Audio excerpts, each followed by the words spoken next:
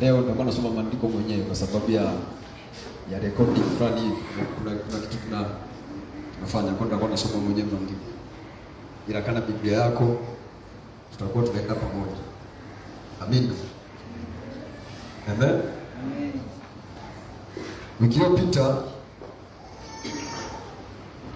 nilianza kukufundisha kuzijua haki zako za kiagano. Nilianza kufundisha ili uzijue haki zako za kiagano, na tukaangalia agano la amani, kwamba pale msalabani Yesu alikuwa anafunga agano jipya. Kuna mambo ambayo alitufungamanisha kwayo kama agano, na nikakwambia ahadi yoyote ili timie kwenye maisha ya mtu lazima itoke kwenye nafasi ya kuwa ahadi iingie kwenye nafasi ya kuwa agano. Na kwa sababu Mungu si mtu ataseme uongo, Biblia inasema Mungu hana kigeugeu, siku zote amekaa kwenye agano lake, lakini inamsubiria au inamhitaji mwanadamu kufanya kwa nafasi yake ili kuthibitisha na kuimarisha kile kitu kiungizwa kwenye agano, ili kianze kufanya kazi kwa jinsi ya agano. Amen. Na nikakwambia faida za agano la amani, ambayo tuangalia pale faida kama 5, lakini pia nikakwambia kwamba Mungu anaingilia mambo yako, anashughulika na mambo yako, lakini pia kunakuwa na unaingizwa kwenye nafasi ya kuwa na maombi yenye majibu, lakini mafanikio halali na halisi na ya kweli, lakini pia unakuwa na afya ya kiungu. Afya ya kiungu ambayo hiyo afya ya kiungu leo tutaichukua kama kitu cha pili cha kiagano. Lakini pia nikakwambia namna gani sasa unapata unaingia kwenye namna gani unaingia kwenye agano la kiungu la amani, kwamba ile amani ya Kristo kupitia akili zote inayohifadhi roho, nia na nafsi. Unaingiaje hapo? Cha kwanza nikamwambia inabidi uwe na maarifa ya kimungu, ufuatilie maarifa ya kimungu, ufuatilie maarifa ya kimungu. Cha pili nikakwambia ongozwa na Mungu, ongozwa na Mungu wakati wote katika mambo yote. Cha tatu nikakwambia muamini Mungu katika nyakati zote, muamini Mungu katika nyakati zote, kumtumainia Mungu, kumtegemea Mungu, kumwamini Mungu nyakati zote. Jambo la tatu. Jambo la 4 nikakwambia kutembea na ufahamu, kukaa ukiwa na ufahamu wa uwepo wa Mungu kwenye maisha yako, kukaa ukiwa na ufahamu wa uwepo wa Mungu kwenye maisha yako. Na jambo la 5 nikakwambia ni bidii ya kiungu, bidii ya kiungu, bidii yenye hamasa ndani yake. Haleluya! Bidii yenye hamasa ndani yake. Bwana Yesu asifiwe sana. Hayo ni mambo 5 ambayo ukiyaingia, ukiyafanya, unaingizwa kwenye agano la amani ya Mungu ambayo itakutunza na kukuhifadhi hai. Nasema na amani ya Kristo kwa fahamu zote itawahifadhi roho, nia na nafsi zenu katika Kristo Yesu. Sasa kwenye zile faida za agano la amani tusema mojawapo ni afya ya kiungu. Afya ya kiungu. Sasa kabla hujafika kwenye afya ya kiungu, ili iwepo afya ya kiungu inabidi upate uponyaji wa kiungu. Afu inakuwepo afya ya kiungu. Sasa nataka tuangalie jambo la pili. Jambo la pili. Amen. Agano la uponyaji. Agano la uponyaji. Agano la uponyaji ambalo linakupeleka kwenye afya ya kiungu. Agano la uponyaji ambalo linakupeleka kwenye afya ya kiungu. Amen. Agano la uponyaji ambalo linakupeleka kwenye afya ya kiungu. Tutasoma waraka wa 3 wa Yohana. Waraka wa 3 wa Yohana ina sura 1 na tutasoma ule mstari wa 2. Waraka wa 3 wa Yohana ina sura 1 na tutasoma ule mstari wa 2. Inasema, mpenzi, naomba ufanikiwe katika mambo yako yote na kuwa na afya yako kama vile roho yako ifanikiwavyo. Nasema, mpenzi, naomba ufanikiwe katika mambo yako yote, sio machache, sio moja wala sio mawili, katika mambo yako yote. Inasema, na kuwa na afya yako kama vile roho yako ifanikiwavyo. Amen. Haleluya. Haleluya. Sasa umesikia watu wanasema, unajua ukipoteza afya umepoteza kila kitu. Ukipoteza afya umepoteza uhai wako. Ukipoteza afya umepoteza uzima wako. Ukipoteza afya umepoteza mafanikio yako. Ukipoteza afya, haijalishi una mali kiasi gani, haijalishi una pesa kiasi gani, haijalishi ni tajiri kiasi gani, haijalishi umeelimika kiasi gani, una elimu kiasi gani, ukipoteza afya umepoteza kila kitu. Afya inapopotea, hamu ya maisha inakata. Afya inapopotea, biashara zako, fedha yako yote inasimama. Kuna magonjwa ambayo hayatibiki hata kwa dawa, hata kwa pesa zisaidii. Mtu akiona ana HIV hawezi kwenda hospitali akatibiwa ikaisha. Mtu akipata kisukari anaambiwa hii ni hadi kufa. Mtu akipata kansa anaambiwa hii ni hadi kufa. Hakuna namna. Kuna mahali ambapo ukifika nguvu za kibinadamu zinaishia, uwezo wa kibinadamu unaishia, lakini Mungu yasema Mungu hana mwisho. Inayoshindikana kwa mwanadamu, kwa Mungu inawezekana. Mungu hakuna kwake hakuna kinachoshindikana. Kwa hiyo hili ni jambo la msingi ambalo unahitaji kulijua, na ni haki yako ya kiagano ambayo alipokufa msalabani Yesu ilitolewa kwetu kama matokeo ya mtu kufa msalabani, Yesu kufa msalabani. Na ni haki ya kila mtu ambaye anamwamini Yesu kwamba unapompokea Bwana na Mwokozi wa maisha yako, si tu kwamba anakufutia dhambi zako, si tu kwamba unakuwa umepata nafasi ya kwenda mbinguni, lakini pia unakuwa umeingizwa kwenye agano la afya ya kiungu, agano la uponyaji wa kiungu, ambao ni haki ya kila mtu. Hiyo haijalishi matendo yako, haitegemei umefanya nini kwa Mungu, inategemea Mungu amefanya nini kwako. Inategemea na kile kinachofanyika msalabani, haitegemea kile ambacho umefanya mbele zake. Ipo kwa nafasi yake, kuna nafasi ya kwake, lakini ile tu kwamba umeokoka, tayari umeingizwa moja kwa moja kwenye agano la afya ya kiungu, na ni afya na ni haki ya kila mtu kuwa katika ile agano. Haleluya. Ndio maana Mungu anasema, unajua kusema kwa Kiingereza hapa sema, mpenzi, naomba ufanikiwe katika mambo yako yote, lakini kwa Kiingereza anasema I wish above all things. Mungu anatamani zaidi ya kila kitu, anatamani kwanza mtu awe na afya yake, sababu bila afya vitu vingine vyote vinazima.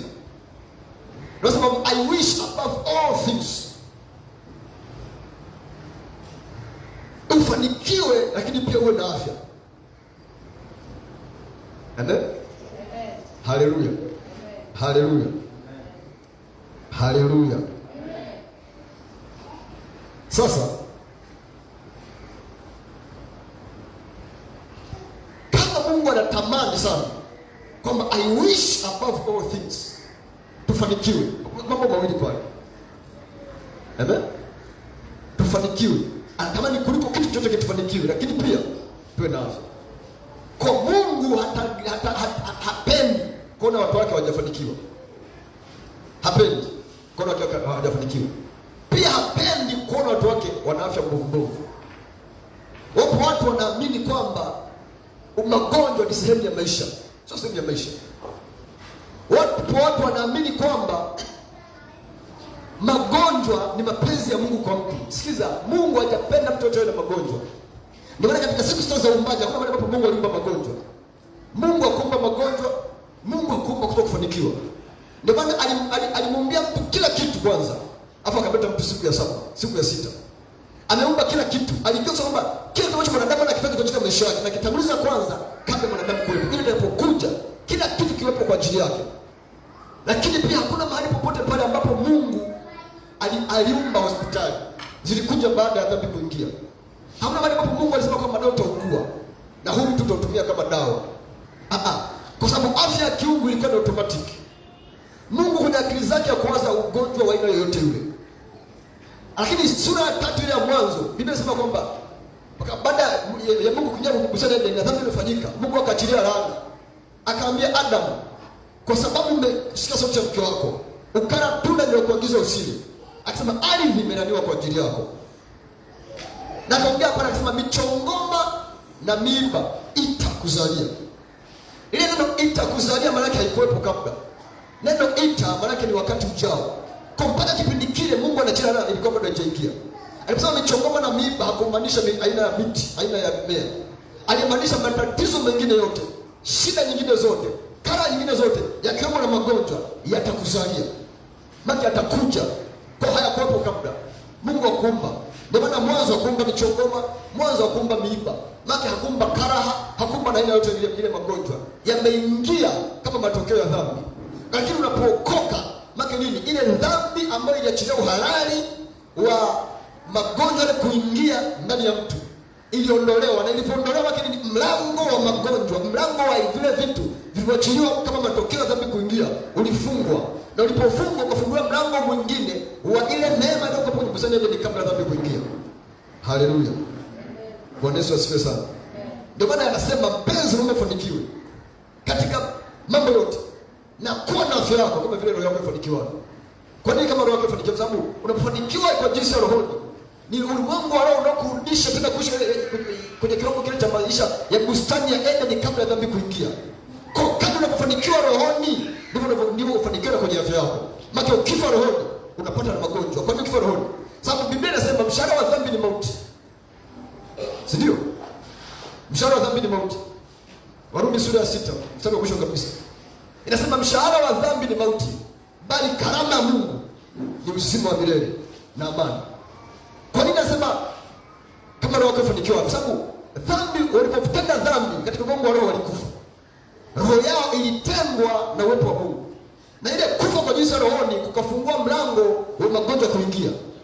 Lakini unapokoka, unapopokea Bwana Mungu maisha yako, unarudishwa tena, unafufuliwa kwa jinsi ya rohoni, unazaliwa mara ya pili kwa jinsi ya rohoni.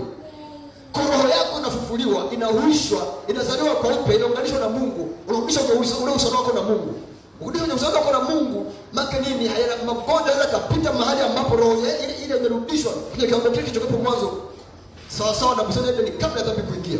Ndio maana anasema mpenzi, unapofanikiwa katika mambo yako yote na kuwa na afya yako, kama neno kama nisema ni ungalifu utendaji kazi. Kwa kadri unafanikiwa rohoni ndivyo unafanikiwa na mwilini pia. Kwenye mafanikio ya kawaida jinsi ya mwili, lakini pia kwenye mafanikio ya afya ya mtu.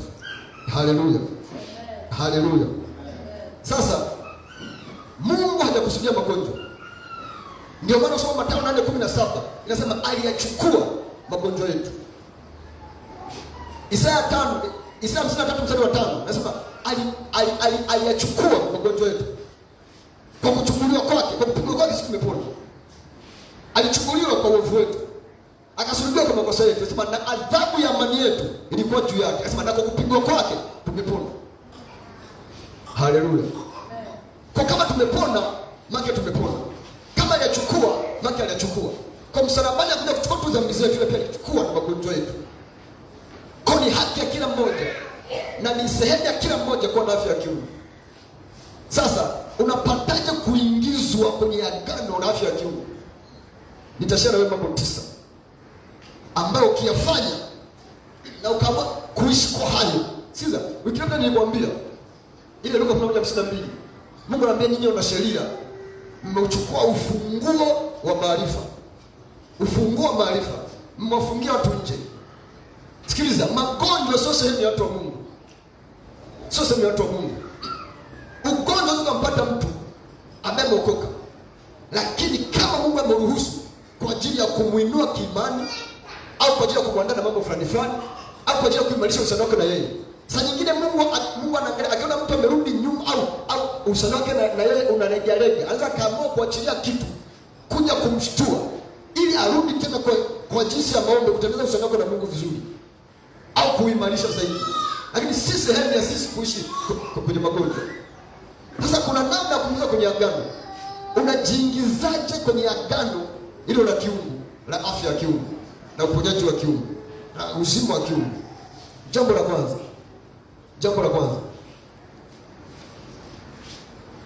jambo la kwanza, tafuta neno. Tafuta neno au kaa kwenye neno. Amen. Tafuta neno au kaa kwenye neno.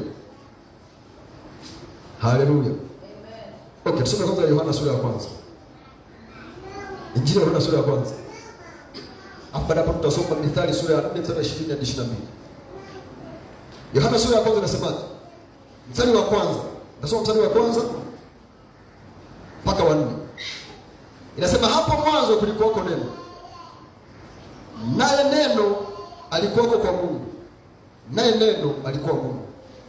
Nasema hapo mwanzo kulikuwako neno. Naye neno alikuwako kwa Mungu. Naye neno alikuwa Mungu. Nasema huyo mwanzo alikuwako kwa Mungu. Vyote vilifanyika kwa huyo. Wala pasipo yeye hakikufanyika chochote kilichofanyika. Sasa sikiza mstari wa 4. Mstari anasema hivi, ndani yake ndimo ulimokuwa uzima. Ndani yake ndimo ulimokuwa uzima. Na ule uzima ulikuwa ni nuru ya watu. 5 anasema nayo nuru yang'aa gizani, wala giza likuiweza. Ndani yake nani? Anasema ndani yake ndimo ulimokuwa uzima. Ndani yake nani? Wewe tupongelea uzima. Uzima kwenye Biblia za Kiingereza zinatumia neno life. Sawa? Life kwa Kiswahili tunasema ni maisha. Si ndio? Lakini humo ndani yake ni afya. Tunapoongelea uzima tunaongelea afya kamili. Sawa? Tunaongelea afya kamili ambayo hayumbi. Sasa nasema ndani yake ndimo ulimokuwa uzima. Ndimo ulimokuwa uzima. Ndani yake nani? Mwanzo nasema hapo mwanzo alikuwepo neno. Nasema huyo neno alikuwepo kwa Mungu. Kwa ndani ya huyo neno ulikuwepo uzima. Tunaelewana? Tunaelewana? Kwa unapopata neno unapata uzima. Unapokaa kwenye neno unakaa kwenye uzima. Unakuwa umekaa kwenye afya. Unakuwa umekaa kwenye maisha kamili yasiyombishwa wala yasiyoondolewa. Kwa ndio maana nikakwambia tafuta neno na ukae kwenye neno. Haleluya. Ndani ya neno ndipo kuna uzima wa Mungu. Na ndani ya uzima wa Mungu ndipo kuna ile afya ambayo mwanadamu anaitamani na kuitafuta siku zote. Unaelewana? Nasema ndani ya huyo, ndani yake ulikuwa uzima. Ndani ya huyo Mungu. Kwa ndani ya neno kuna uzima wa Mungu. Sababu huyo nani? Huyo ni Mungu. Huyo Mungu na huyo ni neno. Hapo mwanzo ulikuwa neno. Neno alikuwa kwa Mungu, neno alikuwa ni Mungu. Nasema ndani ya huyo neno ulikuwa uzima. Huo uzima ulikuwa ni nuru ya watu. Kama nini? Ndani ya neno kuna uzima wa Mungu. Na ndani ya uzima wa Mungu ndio kuna afya au kuna uponyaji wa kiungu ambao kila mwanadamu anautamani. Haleluya. Haleluya. Haleluya. Mithali 4. Mithali 4 mstari wa 22. Mithali 4 20-22. Amen. Sasa naangalia kusema Mithali 4 kama una Biblia unasoma. Hiyo ni kwenye simu, hiyo ni kwenye hadi copy yako. Mithali 4 mstari wa 20-22 nasema hivi: mwanangu, sikiliza maneno yangu, taka sikio lako usikie kauli zangu. Nasema zisiondoke machoni pako, uzihifadhi ndani ya moyo wako, maana ni uhai kwa wale wazipatao na afya ya mwili wao wote. Amen. Ni uhai kwa wale wazipatao na afya ya mwili wao wote. Amen. Anaposema na afya ya mwili wao wote, mwili wao wote, makini anaongelea ndani nje ndani. Sawa? Ni afya ya mwili wao wote. Makini afya ya ndani ya mwili wa mtu na ni afya ya nje ya mwili wa mtu. Makini haijalishi unaumwa ndani ya mwili wako au nje ya mwili wako. Hajaishi kuna kiungo chochote cha mwili ndani kinaumwa au kiko nje kinaumwa. Hajaishi ugonjwa unaonekana kwa jinsi ya nje au unaonekana kwa jinsi ya ndani. Kwa namna yoyote. Anasema ni afya ya mwili wao wote. Sasa anasema hivi, mwanangu, sikiliza maneno yangu, tega sikio lako, usisikie kauli zangu. Anasema zisiondoke machoni pako, uzihifadhi ndani ya moyo wako. Maana kwa nini nasema zisiondoke machoni pako? Uzihifadhi ndani ya moyo wako. Usiziache zikaondoka. Usisikilize. Kwa nini usisikilize?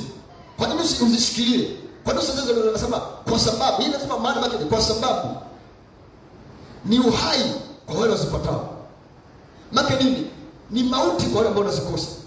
Maana ukikosa neno lake, ukikosa kauli zake, au uzisipokaa ndani yako ukazipata, ni mauti kwa watu wengine. Ila kwa anayezipata anasema ni uhai. Anasema maana ni uhai kwa wale wasipatao na afya ya mwili wao wote. Tunaelewana? Tunaelewana? Kwa hiyo neno la Mungu, anaposema kauli za Mungu, anaposema maneno, kushika maneno yake, usikilize kauli zake. Kauli zake zimefichwa kwenye neno lake.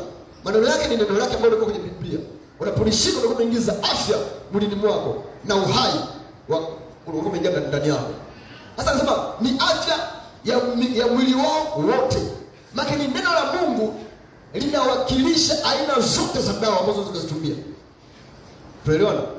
Hiyo ni dawa ya figo, hiyo ni dawa ya ini, hiyo ni dawa ya kisukari, hiyo ni dawa sio ya kansa, hiyo ni dawa sio ya sikio. Anasema ni afya ya mwili wao wote. Maana neno la Mungu limewakilisha aina zote za dawa, hata zile ambazo hazipatikani. Sababu kuna magonjwa mengine hayana dawa. Ukipata baadhi ya mgonjwa anamwambia hii ugonjwa ni wa kufa, hauwezi ukapata dawa kama kisukari. Ukipata anambia mpaka kufa kwako. Ndio?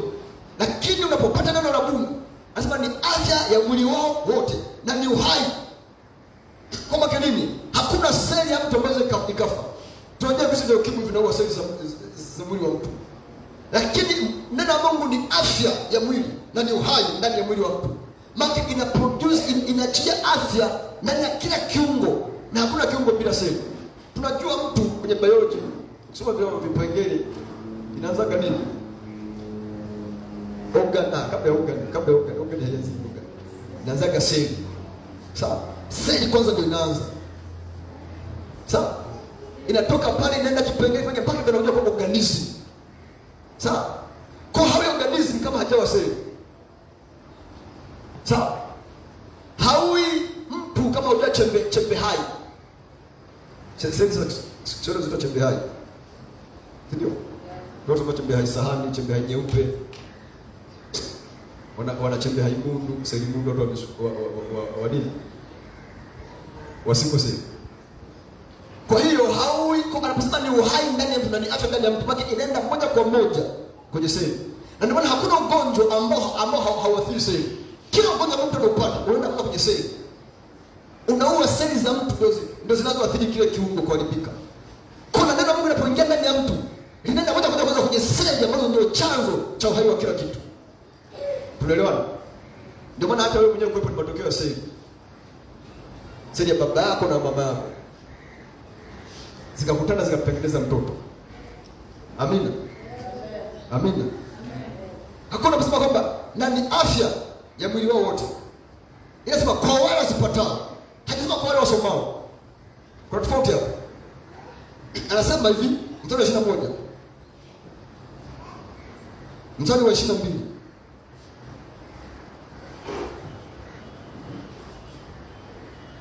Anasema maana ni uhai kwa wale wasipatao na afya ya mwili wote. Ni uhai kwa wale wasipatao. Hajasema kwa wale wasisomao hizi kauli na neno la Mungu. Hajasema kwa wale wasisikilizao. Kama unaweza kusikiliza au unaweza kusoma, lakini usipate uhai. Ndio maana watu wengi wamekariri Biblia ile bado wanakufa na magonjwa. Wanakufa na kuanguka kwa afya. Kusoma peke yake haitoshi. Kusikiliza peke yake haitoshi. Kusikiliza ni mchakato. Kusoma ni mchakato. Unapopata unapata katika kusikiliza, katika usikilize upate. Katika kusoma katika usome upate. Usoma kwenye Mathayo sura ya 13 Yesu anatoa mpanzi wa mfano. Mfano wa kwanza, mfano wa kwanza. Au mfano wa kwanza. Ana mpoza kwa shambani kupanda. Akapanda mbegu. Mwisho panda zote akamuuliza, "Inakuaje? Maana yake nini?" Akaambia, "Nyinyi mnataka kuzifia sisi ufalme wa mbinguni." Lakini hao wengine wa nje inaenda kwa mifano. Ili wakisikia wasikie lakini wasielewe. Wakitazama wasione. Ili wasije wakaelewa, wakaongoka, kama wakabadilika, wakachange, wakawa transformed. Nikawaponya. Maana nini? Kusikia pekee yake, wanasikia lakini hawasikii. Hawaelewi maana yake. Maana unaweza kusikiliza ile usipate. Unaweza kusoma ile usipate. Lakini unatakiwa usome mpaka upate. Na usikilize mpaka upate. Utazame mpaka upate. Sababu unapopata ndipo unapokuwa atasema na ni uhai kwa wale wasipatao. Sio kwa wale wasisikilizao. Sio kwa wale wasisomao, kwa wale wasipatao. Maana unaposoma kuna kitu kiko ndani yake. Neno ni kibebeo. Inatakiwa kipasuke kiachie ndani yake. Ndio maana kwenye Yohana Yesu anasema kwamba chembe angani kianguka chini, isipokufa ikabaki hivyo hivyo, haizai kitu. Ile ikipasuka ikafa, inatoa kitu, mbegu, na inazaa matunda mengi sana. Kwa neno ni kibebeo na neno ni mbegu. Inapoingia ndani ya moyo wa mtu, inatakiwa lipasuke, likipasuka inaachilia kitu. Na ndio unapata uponyaji wake. Haleluya. Haleluya. Kwa jua kwamba unaposhika Biblia kusoma, unakuwa uko kwenye mchakato, uko kwenye process. Uko kwenye process. Haleluya. Haleluya. Na unapopata inakuwa ni matokeo. Lazima upate matokeo. Lazima utapata matokeo. Amen. Na unapopata lazima utapata matokeo. Ukienda kwa Mathayo sura ya 8. Mathayo sura ya 8. Kuanzia mstari wa 5 mpaka wa 13. Utakuta yule kuna mtu mmoja alimfuata Yesu. Anaenda kumuomba Yesu, anamwambia, "Nina mfanyakazi wangu anaumwa, ni mgonjwa, hawezi." Na akaomba apate uponyaji. Alipoomba apate uponyaji, ile Mathayo sura ya 8. Mathayo sura ya 8. Alipoomba apate uponyaji, Yesu ndiye kwenda nyumbani kwake. Akamwambia, "Bwana, sistahili wewe uje nyumbani kwangu." Asema, "Sema neno moja tu." Asema, "Sema neno." Asema, "Na mtumishi wangu atapona." Yule jamaa alikuwa na uhakika kwamba neno la Mungu limebeba nguvu ya uponyaji ndani yake. Neno la Mungu limebeba uzima ndani yake. Na akasema, "Nikilisikia ile neno, mtumishi wangu atapona." Akasema, "Nisipolisikia nikapata kilichomo, mtumishi wangu atapona." Sasa neno ambalo aliambiwa pale walikuwa watu wengine. Usome neno Biblia yako, utaona Yesu alikuwa amesongwa na watu wengi. Alikuwa akitembea mahali watu wengi wanaenda, wanataka hata kugusa. Watu ni wagonjwa, wamefungwa na vifungo mbalimbali. Kwa neno lililotolewa kwa Yesu, likaenda kwa yule kiongozi. Watu walisikia, hakumnong'oneza. Lakini walikuwa wagonjwa pale na hawakupata uponyaji. Kwa sababu walisikia ila hawakupata. Yule jamaa alisikiliza na akapata. Ukisoma mstari wa 8 unasema yule akida akamjibu akasema, "Bwana, mimi sistahili wewe ungie chini ya dari yangu, lakini sema neno tu na mtumishi wangu atapona." Amen. Na mtumishi wangu atapona. Amen. Amen. Sasa mstari wa 13 unasema hivi, naye Yesu akamwambia yule akida, "Nenda zako na ikawe kwako kama ulivyoamini." Nasema mtumishi wake akapona saa ile ile. Kama neno la Mungu lilivyoachiliwa kwenye kinywa cha Yesu, liliachiliwa na nguvu ndani yake ya uponyaji. Nasema na mtumishi wake yule akapona saa ile ile. Amen. Haleluya. Kwa ukipata panakuwa na evidence. Amen. Soma Luka sura ya 5. Mstari wa 17 hadi 26. Luka sura ya 15. Mstari wa 17 hadi 26. 5:17-26. Injili ya Luka. Yesu alikuwa kusoma pale, Yesu alikuwa kwenye chumba akifundisha. Kile kimejaa watu wengi. Walikuwa wagonjwa na watu wenye shida mbalimbali. Biblia inasema na uwezo wa Mungu ulikuwa kuponya. Soma mstari wa 17. Biblia inasema na uwezo wa Mungu ulikuwa kuponya. ambako neno la Mungu linaachiliwa sasa na mapenzi ya Mungu. Kuna nguvu ya Mungu ya uponyaji ambayo inakuwa imeachiliwa ndani yake kwa ajili ya uponyaji, kwa ajili ya afya na uzima wa kila mtu. Ndio maana kule kwenye Mithali 4 anasema hivi, utakuwa ni uhai kwa wale wazipatao na ni afya ya mwili wao wote. Sasa angalia mule kuna kwanza walikuwepo, lakini ghafla kuna watu walikuja wamebeba machela. Ina mtu ambaye hawezi, amepooza, yuko nusu ya kufa, hawezi kufanya chochote kile. Wamefika pale wakakuta watu wamejaa ndani, wakakosa namna ya kuingia, wakaamua kupanda juu. Biblia inasema wakatoboa ndani, na kama ni nyumba ya mtu walitoa bati wakatoboa single, wakaamua kumshusha yule mtu kwenye kitanda chake. Ameshuka mule ndani. Biblia inasema Yesu alipoiona imani yao akamwambia yule mtu aliyekuwa amepooza, amebeba kwenye machela, anasema umesamehewa dhambi zako. Kule mbele baada ya watu kusema anakufuru, anasemaje kwamba umesamehewa dhambi zako? Akaambia kumbukeni mwana wa Adamu ana uwezo wa kusamehe dhambi ulimwenguni. Akaambia yule jamaa, akaambia inuka, jituke godoro lako uende. Lile neno la inuka, jituke godoro lako uende, kwa nje inaonekana ni neno la kawaida, ila ndani yake ilikuwa ina nguvu ya uponyaji, kwa namna ambavyo yule mtu pale pale Biblia inasemaje, akanyanyuka, akajituka godoro lake, akaondoka katikati yao. Wakabaki na shangaa kwamba tumekumbwa na mambo mazito ile siku ya leo. Neno moja tu linaweza likasababisha mtu ambaye hospitali imeshindikana, dawa zimekataa. Leo hii neno moja na kwamba inuka, jichukue godoro lako uondoke, linaweza likamwinua mtu na kaondoka. Lakini ndani ya neno la Mungu kuna nguvu ya uponyaji ndani. Haleluya. Haleluya. Ndio maana kusoma Warumi sura ya kwanza mstari wa 16. Warumi 1:16. Paulo anasemaje? Anasema sionei haya Injili, maana ni uweza wa Mungu uleta wokovu. Ule neno uweza ni neno power. Maana ni nguvu ya Mungu ileta wokovu. Wokovu maana ni nini? Wokovu maana ni kuokolewa kutoka kwenye hatari kuja kwenye eneo ambalo sio hatari. Kwa unapoponywa ugonjwa wako umeokolewa maana yake. Kuokolewa sio kuokoka kwenda mbinguni. Hiyo ni hatua ya kwanza. Lakini kwa neno la kawaida, kwa maana ya kawaida kabisa, ya kawaida kabisa, wokovu ndio neno kwenye kuokoka. Mtu anaposema baharini, wale mabaharia wakaenda kumtoa majini, wakameta nchi kavu, wamemuokoa. Ndio maana wale wanaita waokozi, wameenda kumwokoa kwenye mauti ya kufia kwenye maji, kuzama baharini. Kwa unapoponya magonjwa yako baki umeokolewa. Kwa kuwa unasema kwamba sionei haya Injili, maana ni uwezo wa Mungu uleta wokovu. Maana kuna nguvu ya Mungu ndani ya Injili. Injili ni neno la Mungu, habari njema. Injili ni habari njema. Kwa maana ni neno la Mungu. Neno la Mungu limebeba nguvu ndani yake ya kumtoa kutoka kwenye kila aina ya uharibifu. Ndio maana Zaburi inasemaje? Anasema hulituma neno na kuokoa watu kutoka kwenye maangamivu yao. Zaburi inasemaje? Kwamba hulituma neno na kuwaponya magonjwa yao. Kwa maana neno la Mungu linaweza na kuponya ugonjwa wa mtu na kumpa afya kamili. Ni afya kwa wale wasipatao, na ni uhai kwenye mwili wao wote. Haleluya. Haleluya. Haleluya. Tusome kutoka sura ya 15 na mstari wa 26. Kutoka 15:26. Kutoka 15:26.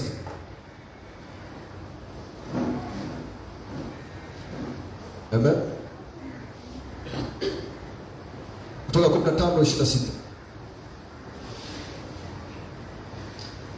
Inasema akawaambia kwamba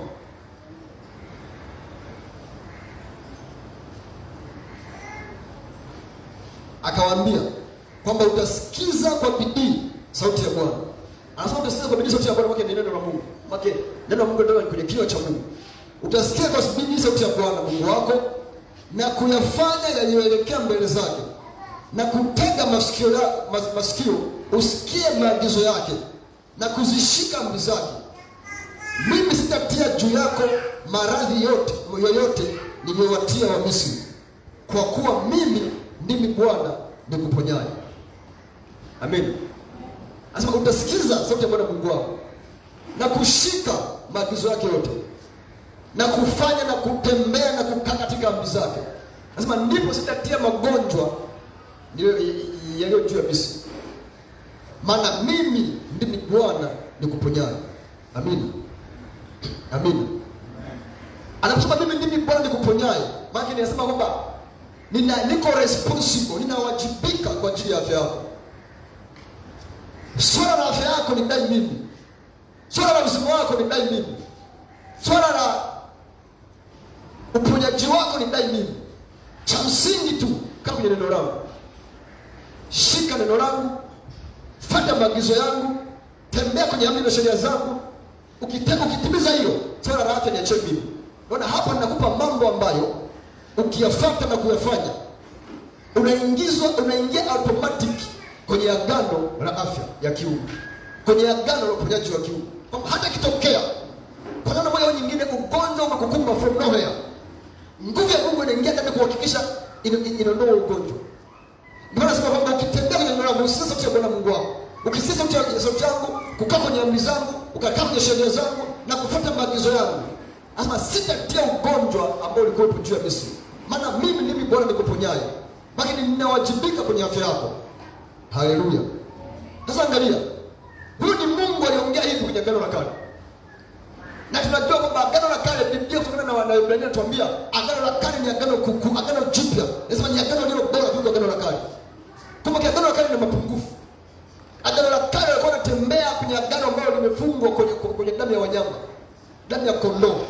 Sisi tunatembea kwenye damu ambayo imefungwa kwenye damu, kwenye agano lilo bora kuliko yote, imefungwa kwa damu ya Yesu mwenyewe, ambapo agano la kale hakuna aliyekufa kuondoa magonjwa yao. Ile agano jipya Yesu alikufa kuondoa magonjwa yetu. Amina. Maana yake nini?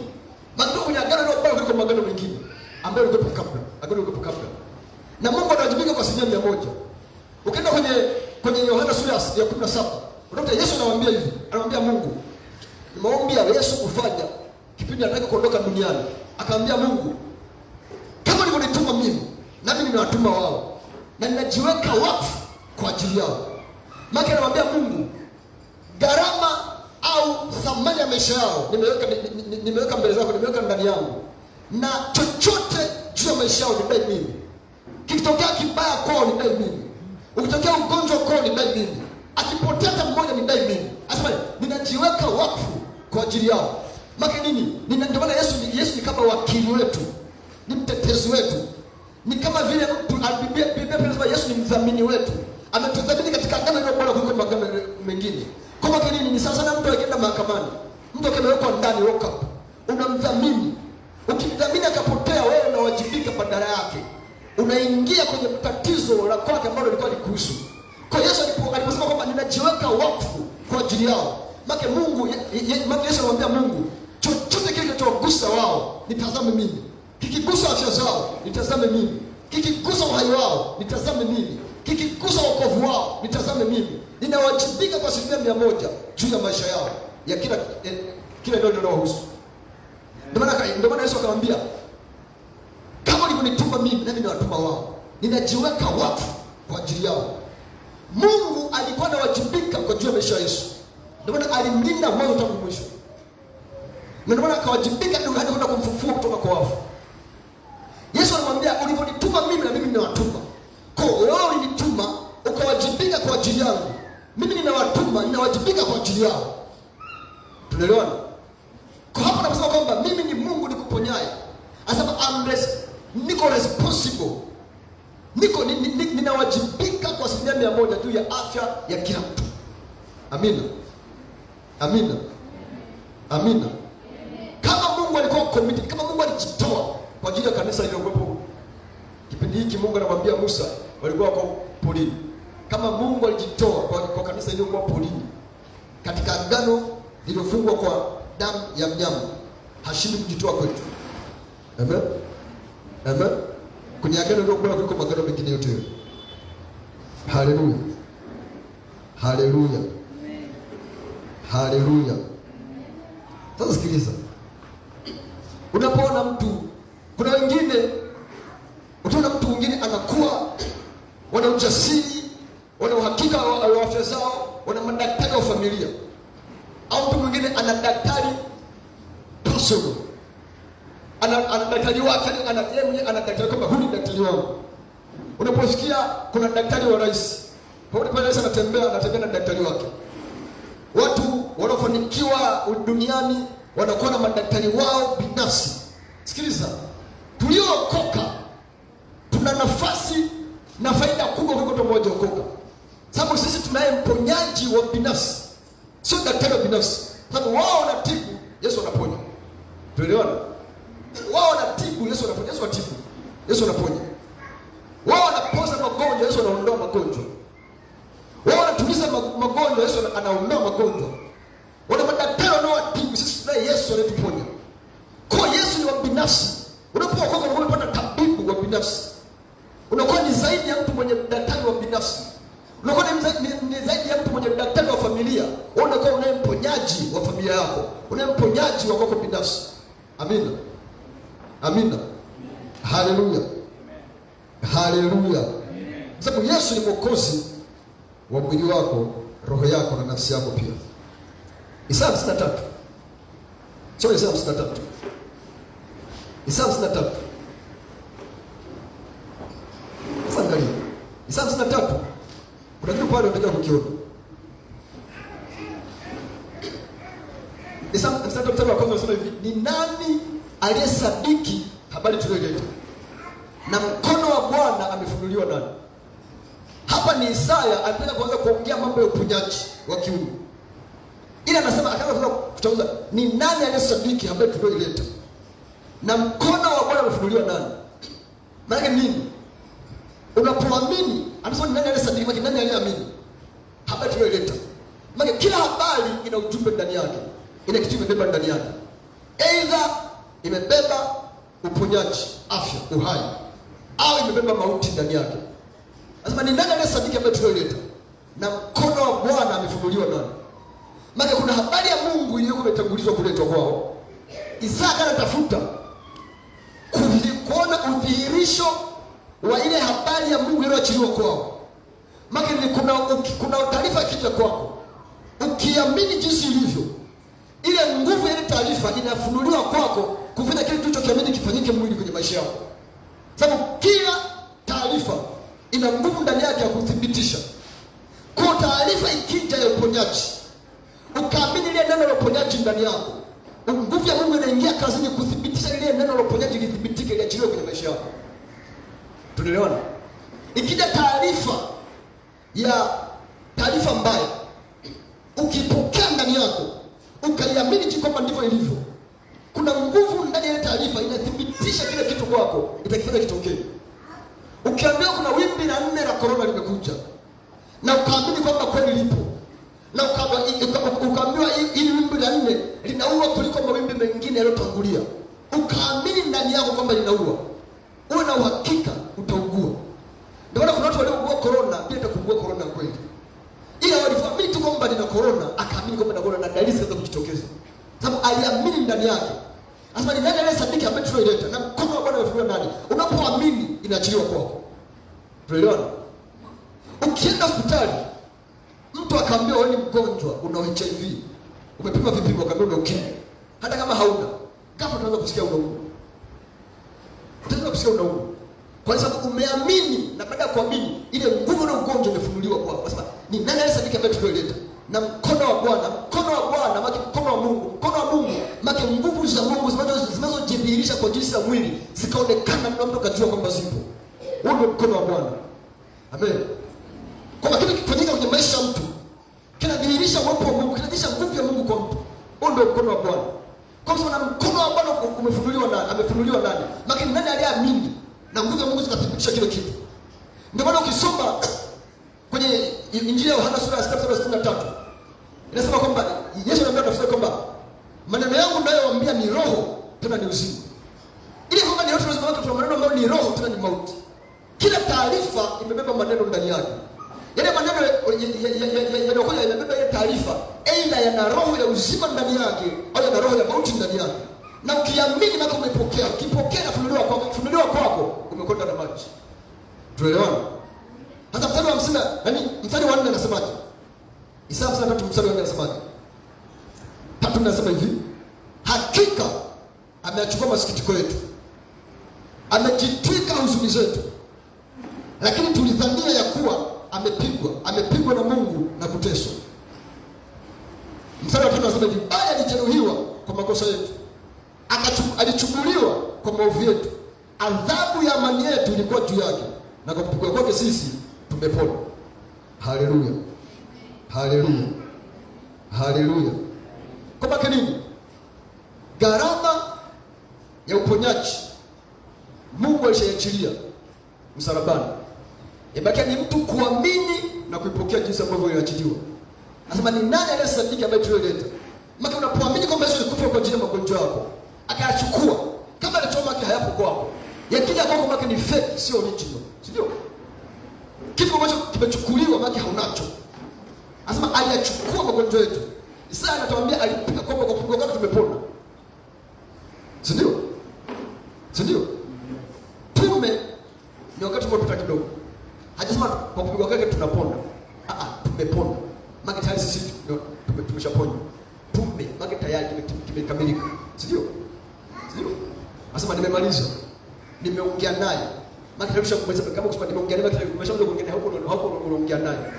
Kama unaongea naye usema ninaongea naye, sio nimeongea naye.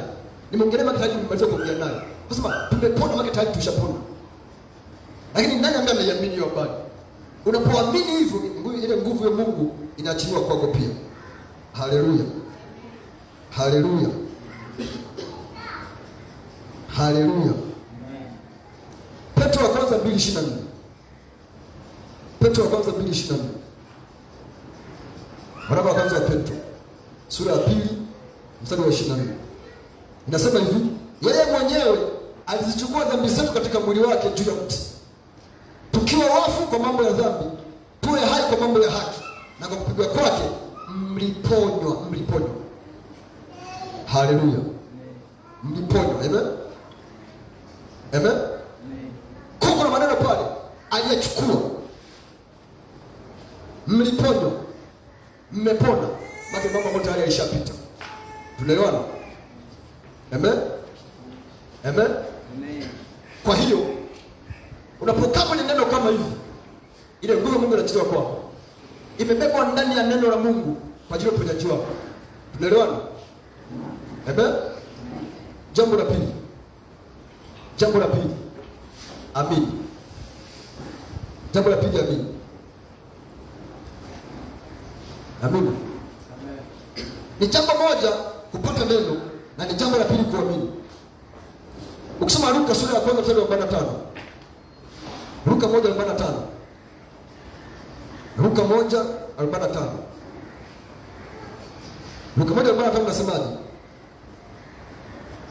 Inasema naye heri aliyosadiki, kwa maana atatimizwa aliyoambiwa na Bwana. Heri naye aliyosadiki, naye heri aliyeamini. Heri bali amebarikiwa aliyeamini, kwa maana atatimizwa yote aliyoambiwa na Bwana. Yatatimizwa yote aliyoambiwa na Bwana. Maana nini? Ni jambo moja kupata neno na jambo la pili kuamini. Asema naye heri aliyesadiki, kusadiki maana kuamini. Maana naye heri aliyeamini, kwa maana atatimizwa yote aliyoambiwa na Bwana.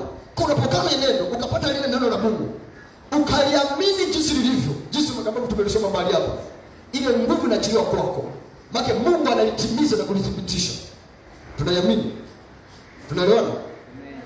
Tunaelewana? Amen. Haleluya. Usoma Mathayo sura ya 9. Mstari wa 29-30. Mathayo 9:29-30.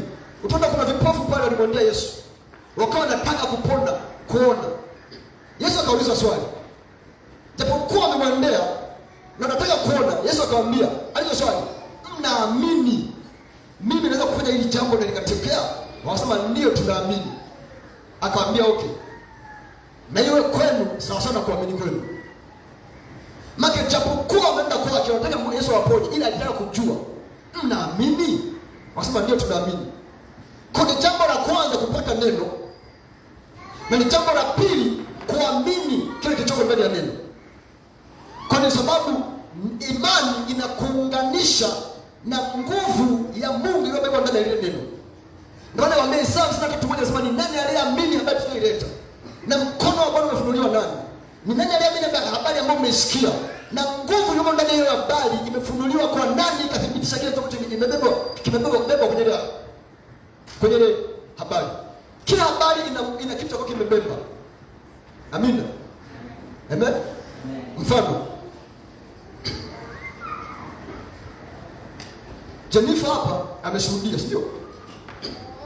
Alipata kiwanja. Nakumbuka nadhani hata wakina Dodo nadhani waliona ile rasmi tunaongelea pale. Akaongea kuhusu kiwanja. Yeye sasa sina hela. Nikamwambia relax. Hela itapatikana. Kivipi hatujui, lakini Mungu atafanya njia. Sio? Sasa angalia, aliamua kuamini na akashika hapo kwamba tutaomba, na nikamwambia tutaomba. Ukisoma Isaya 44:26. Isaya 44:26 nasemaje? Kwamba mimi ni Mungu. Nasema I confirm the words of my servants and perform the counsel of my servants. Ninathibitisha maneno ya mtumishi wangu. Nafanyaje? Na kuyatimiliza mashauri ya wajumbe wangu. Maana nini? Kuna kila kinachoachiliwa ndani yake kina neno, kina nguvu ndani yake, ila kinahitaji mtu wa kuamini. Ndio maana sasa kama tuleta habari, nani aliamini? Ili tuangalie mkono wa Mungu umefunuliwa kwake. Kwa jambo la kwanza kupata neno, jambo la pili kuamini. Yesu akamwambia hawa jamaa, mna uhakika kwamba mnaamini naweza nikafanya hiki kitu? Akasema ndio tunaamini. Na akasema na iwe kwenu sasa na mlivyoamini. Kwa maana nini? Uponyaji wa mtu au afya ya kiungu, kiwango cha mtu kuenjoy afya ya kiungu ni matokeo ya kiwango cha kuamini kwake, nguvu ya Mungu au neno la Mungu juu uponyaji wake. Amina. Amen. Amina. Sasa angalia, walipomtafuta Yesu wakampata Yesu mponyaji. Ila Yesu mponyaji hakuwaponya mpaka kwanza imani yao imeunganisha na nguvu ya uponyaji iliyo ndani ya Yesu mponyaji. Kwa kupata neno haitoshi, ila inahitaji imani ya kuunganisha na ile nguvu ya uponyaji ambayo iko ndani ya neno lenyewe. Tunaelewana? Tunaelewana? Haleluya. Haleluya. Waebrania 11:6 nasemaje? Waebrania 11:6 nasemaje? Nasema pasipo imani haiwezi kumpendeza Mungu. Si ndio? Haiwezi kumpendeza Mungu. Na kama Mungu hajapendezwa na kitu, hawezi kutembea, hawezi kumove. Sawa? Maana hawezi kujidhihirisha, hawezi kujifunua. Kwa haijalishi umepata neno, ile kama Mungu hajapendezwa hapo, hajifunui hapo. Kwa ni jambo moja kupata neno, jambo la pili kuamini. Unapoamini Mungu anapendezwa, sababu nasema pasipo haiwezekani kumpendeza Mungu pasipo imani. Kwa ukiamini Mungu kwamba hiki kitu ni haki yangu na ni jambo la kiagano, Mungu anaingia kazini kufanya. Nguvu yake inaingia kutimiza. Haleluya. Amen. Jambo la tatu.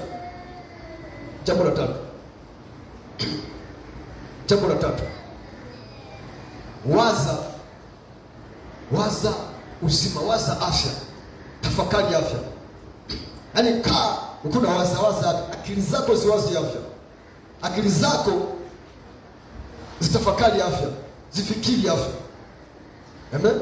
Sikiliza, ile kwamba umepata neno ukaenda hatua ya pili ukaamini, haitathibitishwa kwako mpaka kwanza umeiwaza pia kichwani kwako. Sababu Mithali 23:7 inasema aonavyo mtu nafsini mwake ndivyo alivyo. Tafsiri inasema awazavyo mtu nafsini mwake ndivyo alivyo, au afikirivyo mtu nafsini mwake ndivyo alivyo. Kwa haiwi nje kwako mpaka kwanza imekuwa ndani kwako, umewaza ndani. Kwa kwanza utafakari ndani, unapotafakari ndani ndivyo unavyokuwa kwako nje. Kwa ukiwaza ugonjwa utakutokea ugonjwa kwa jinsi ya nje. Ukitafakari ugonjwa utakutokea ugonjwa kwa jinsi ya nje. Mtu mwingine usikiliza, ukienda kwa mtu ambaye anaumwa kisukari, kabla hajaenda daktari kupima kamera na kisukari, muulize maswali.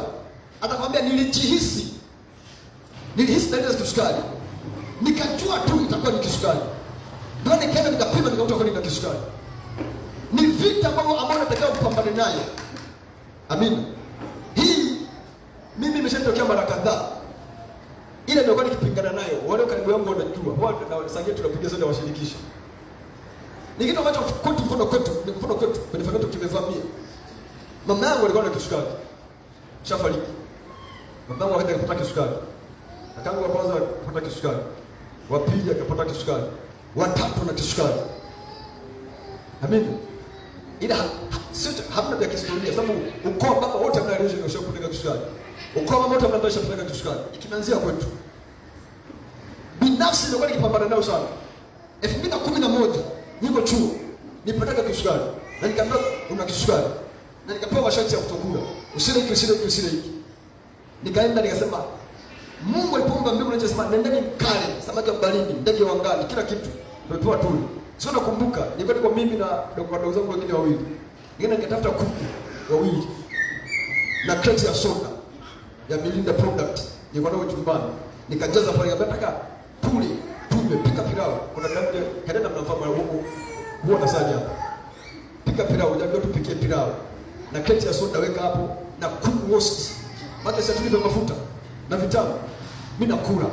Kwa tukana kweli kweli. Kunywa soda ndani soda kitu zimezaka watu watatu. Kunywa. Kesho narudia mpaka zikaisha. Mpaka leo sije kula chochote. Na sije kama vile kuna moja. Na sije kuongeza kwa chochote. Sababu ni nani anasadiki habari tuloileta. Ikija kwako na Kiswahili ukasema kwani nina Kiswahili kamili. Ile nguvu ya Kiswahili inachelewa kwako na inaanza kujidhihirisha kama Kiswahili. Amen. Na hiyo bado hiyo vitu vimekuwa ikitokea mara kwa mara. Mwaka huu tumeshatokea kama mara 3. Walikuwa karibu unajua. Kuna hali inawezekana kabisa. Na ndani yangu unakuwa unasema mawazo ni kisukari. Sasa sikuja nilisema hapa shikani akija haja kusema kwamba I say una kisukari. Anaongea kwa nafsi ya kwanza umoja. Anasema unaanza kuanza mimi na kisukari yes. Nishapata kisukari. Sio wewe ni shetani. Anaongea ndani yako ile unadhani ni wewe. Sababu anaongea shetani kwa mtu anaongea kwa katika hali ya nafsi ya kwanza umoja. Mshike mtoto. Usimgusa wakati. Hali ya kwanza umoja. Sawa? Hali ya kwanza umoja ndio naongea naye. Kwa hiyo asema awazaje mtu nafsini mwake ndivyo alivyo. Au afikirie mtu nafsini mwake ndivyo alivyo. Sasa angalia, ukisoma neno ukalipata neno, ukaja ukaliamini ile neno, liweka kwenye fikra zako, libadilisha mfumo wako kuwaza, mfumo wako kufikiri, ili maisha yako yawe hivyo sasa ndio ulivyoamini. Ndio maana Warumi 12:2 inasemaje? Msipotishe namna dunia hii, bali mfanye upya kwa kugeuzwa nia zenu. Kugeuzwa. Nia yake fikra mtazamo. Do not be conformed to this world, but be transformed by the renewing of your mind. Make namna yako kuwaza, namna yako kufikiri isipobadilika, maisha yako kwa jinsi ya mwili yabadiliki. Namna yako kutazama mambo usipobadilika, kwa jinsi ya mwili yatabadilika. Udhihirisho wa jinsi ya mwili, udhihirisho wa mambo kuzunguka kwa jinsi ya mwili ni matokeo ya namna unavyowaza ndani na kutazama ndani. Tunaelewana? Tunaelewana? Haleluya. Sababu kubadilishwa kwa ndani kwa kufikiri kwako kunabadilisha mwilini mwako. Unapobadilisha unapotazama, unabadilisha unapoishi. Ndio nasema kwamba aonavyo mtu nafsini mwake ndivyo alivyo. Au awazavyo mtu nafsini mwake ndivyo alivyo. Haleluya. Haleluya. Mfano, unawaza kwamba neno Mungu linasemaje? Sisi ni viungo vya mwili wa Kristo. Si ndio? Kama vile mkono ulivyo kwangu, mguu ulivyo kwangu, pua ilivyo kwangu, vidole vilivyo kwangu. Sisi ni viungo vya mwili wa Kristo. Kwa maana chochote kichoko kwa sisi kinapita na sisi kwetu. Kwa unaweza kutafakari unajiona kwamba mimi nimeunganishwa na Kristo. Damu yake inapita ndani yangu. Uzima wake unapita ndani yangu. Afya yake inapita ndani yangu. Maana ni hamna chochote ambacho kinaweza kikasurvive ndani yangu. Unaweza kujitazama hivyo, unajiona hivyo, unaanza kuishi hivyo. Hata ukijikuta unaumwa, ukijikuta ugonjwa umeingia ndani yako, ghafla system ya mwili wako inakataa kukubaliana nacho, kusema haiwezekani. Inaanzia wapi? Na ghafla unashangaa kile kitu kimeisha. Amen. Amen. Tangu nilipojuaga kitu, niwaga mgonjwa sana. Enzi hizo. Tunasoma wote pamoja najua. Mkimuza hivi na mkimuza mke wangu hapo watakwambia. Hizo nilikuwa nakana natembea na dawa kama aina 7 hivi. Niliona magonjwa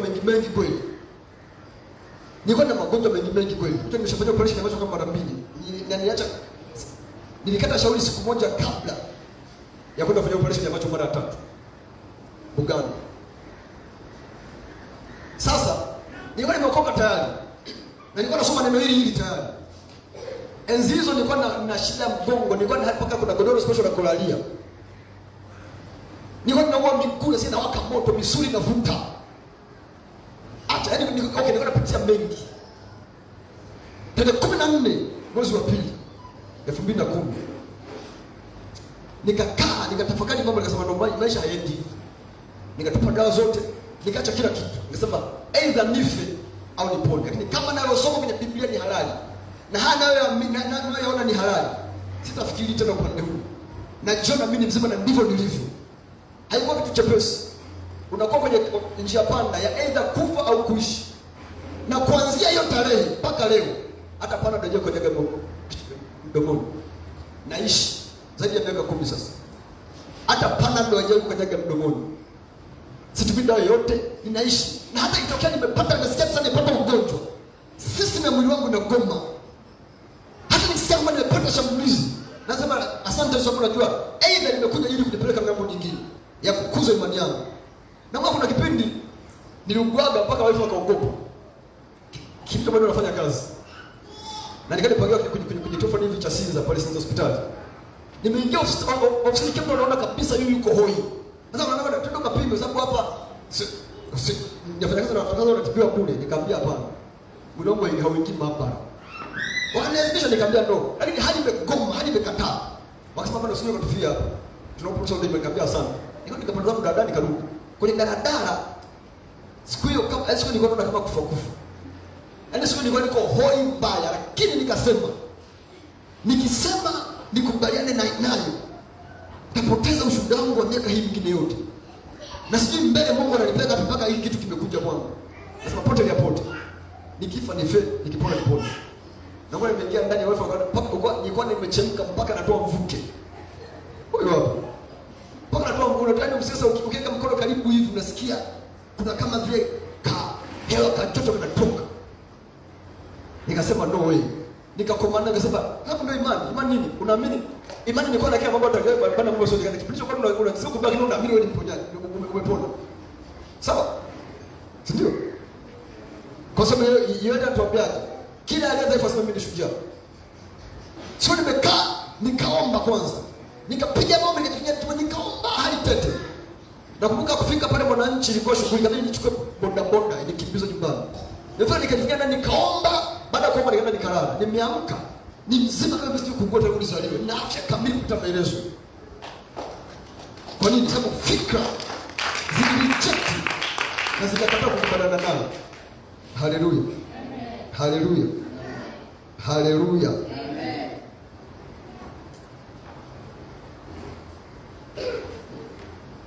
Kitu cha ngapi changu?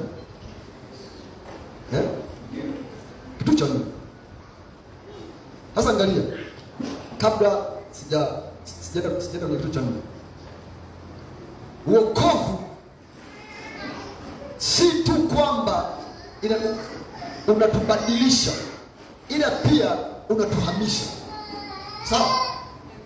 Usoma kwenye Wakolosai sura ya 3 inatuambia kwamba naye akatuhamisha kutoka kwenye ufalme wa giza, akatuingiza, akatoa kabisa, naye akatoa kwenye ufalme wa giza, akatoka kwenye ufalme wa mwana wa pendo lake. Kwa wokovu ni mambo mawili. Kuna kubadilishwa, lakini pia kuna kuhamishwa. Maana ulipookoka tulihamishwa kutoka kwenye ulimwengu wa kimwili wa magonjwa, tukaingia kwenye ulimwengu mwingine wa Mungu usiokuwa na magonjwa. Sawa? Sawa? Nasema naye akatuhamisha kutoka kwenye ufalme wa giza. Wakolosai 3:16. Wakolosai 3:16. Naye akatuhamisha kutoka kwenye ufalme wa giza akatuingiza kwenye ufalme wa mwana pendo wake. Maana ni falme mbili tofauti. Tumetolewa kwenye ulimwengu huu wa mwili ambao umechongoma na mimba ilisaliwa baada ya dhambi. Tukaingia kwenye ufalme mwingine wa Mungu ambao hauna michongoma wala mimba. Kwa kipindi tulichokoka ndio kwenye ulimwengu wenye magonjwa ndani. Yetu tulipohamishwa ni ulimwengu ambao hauna magonjwa ndani. Kwa fikra zako zijue kwamba nipo duniani, lakini kiukweli kwa jinsi ya rohoni siko duniani. Na magonjwa yanaanzia rohoni, yanaanzia mwilini. Kwa rohoni ukijua kwamba niko kwenye ulimwengu mwingine, hauna kwenda kutadhirishwa kwako, sababu hautakupata hata kidogo. Haleluya. Kwa tangu ulipookoka ulihamishwa, ila ulikuwa hujui tu. Na kama hujui utapata madhara ya kutokujua kwako. Amina. Haleluya. Haleluya. Sasa angalia, ni mpaka kwanza mfumo mzima wa kufikiri kwako umebadilika, ukahamishwa. Kuhamishwa kwako jinsi ya mwili hautatokea. Ni mpaka kwanza mfumo mzima wa kufikiri kwako umebadilishwa. Kuhamishwa kwako jinsi ya mwili kutatokea. Udhihirisho wa kuhamishwa kwako rohoni kwenye wokovu hautaonekana mwilini, sababu kwanza aonavyo nafsini mwake. Maana nini? Aonavyo rohoni mwake kwanza ndivyo alivyo kwa jinsi ya mwili. Amina.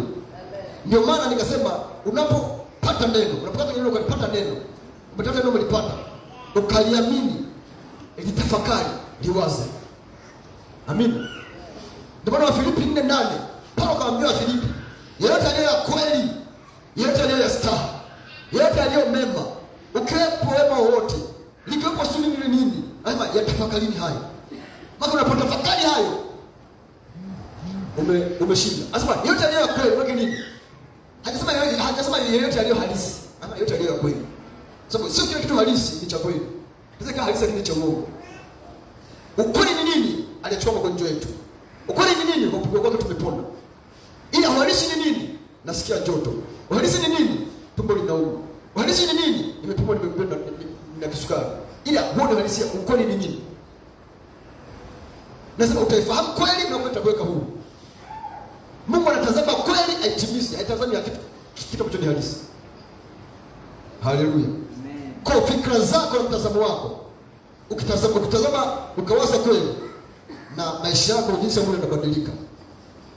Amen. Ni mpaka kwanza ile kweli ya Mungu itengeneze mfumo wako wa kufikiri, ndipo kweli ya Mungu itadhihirishwa kwenye maisha yako. Ni mpaka kwanza kweli ya Mungu. Naposema kwamba ni mpaka kwanza mfumo wako kufikiri ubadilike. Haubadilishwi mambo ya uongo, unabadilishwa kwa mambo ya kweli. Ubadilishwe utengenezwe kwa neno la Mungu. Ndio nasema kwamba msipotishe namna dunia hii, sababu namna dunia hii ni vitu ambavyo ni vya nini? Si vya kweli sasa na mapenzi ya Mungu. Ile ni vya kweli kwa macho ya duniani. Ambavyo vya duniani vinapita. Ndio Mungu ndio ambalo alipita. Amina.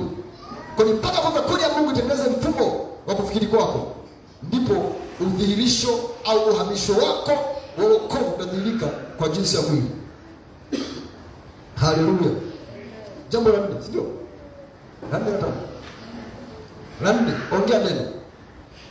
La 4, ongea neno. Jambo la 4, ongea neno. Ongea neno. Amen. Sasa angalia, kama haufikiri kweli, hauwezi kuongea kweli. Sawa? Sababu Mathayo 12:34b. Mathayo 12:34 nasema hivi, kwa maana kinywa cha mtu hutamka yale yajazayo moyo. Amen. Amen. Kutoka kwenye moyo wa mtu ndipo kinywa kinatamka.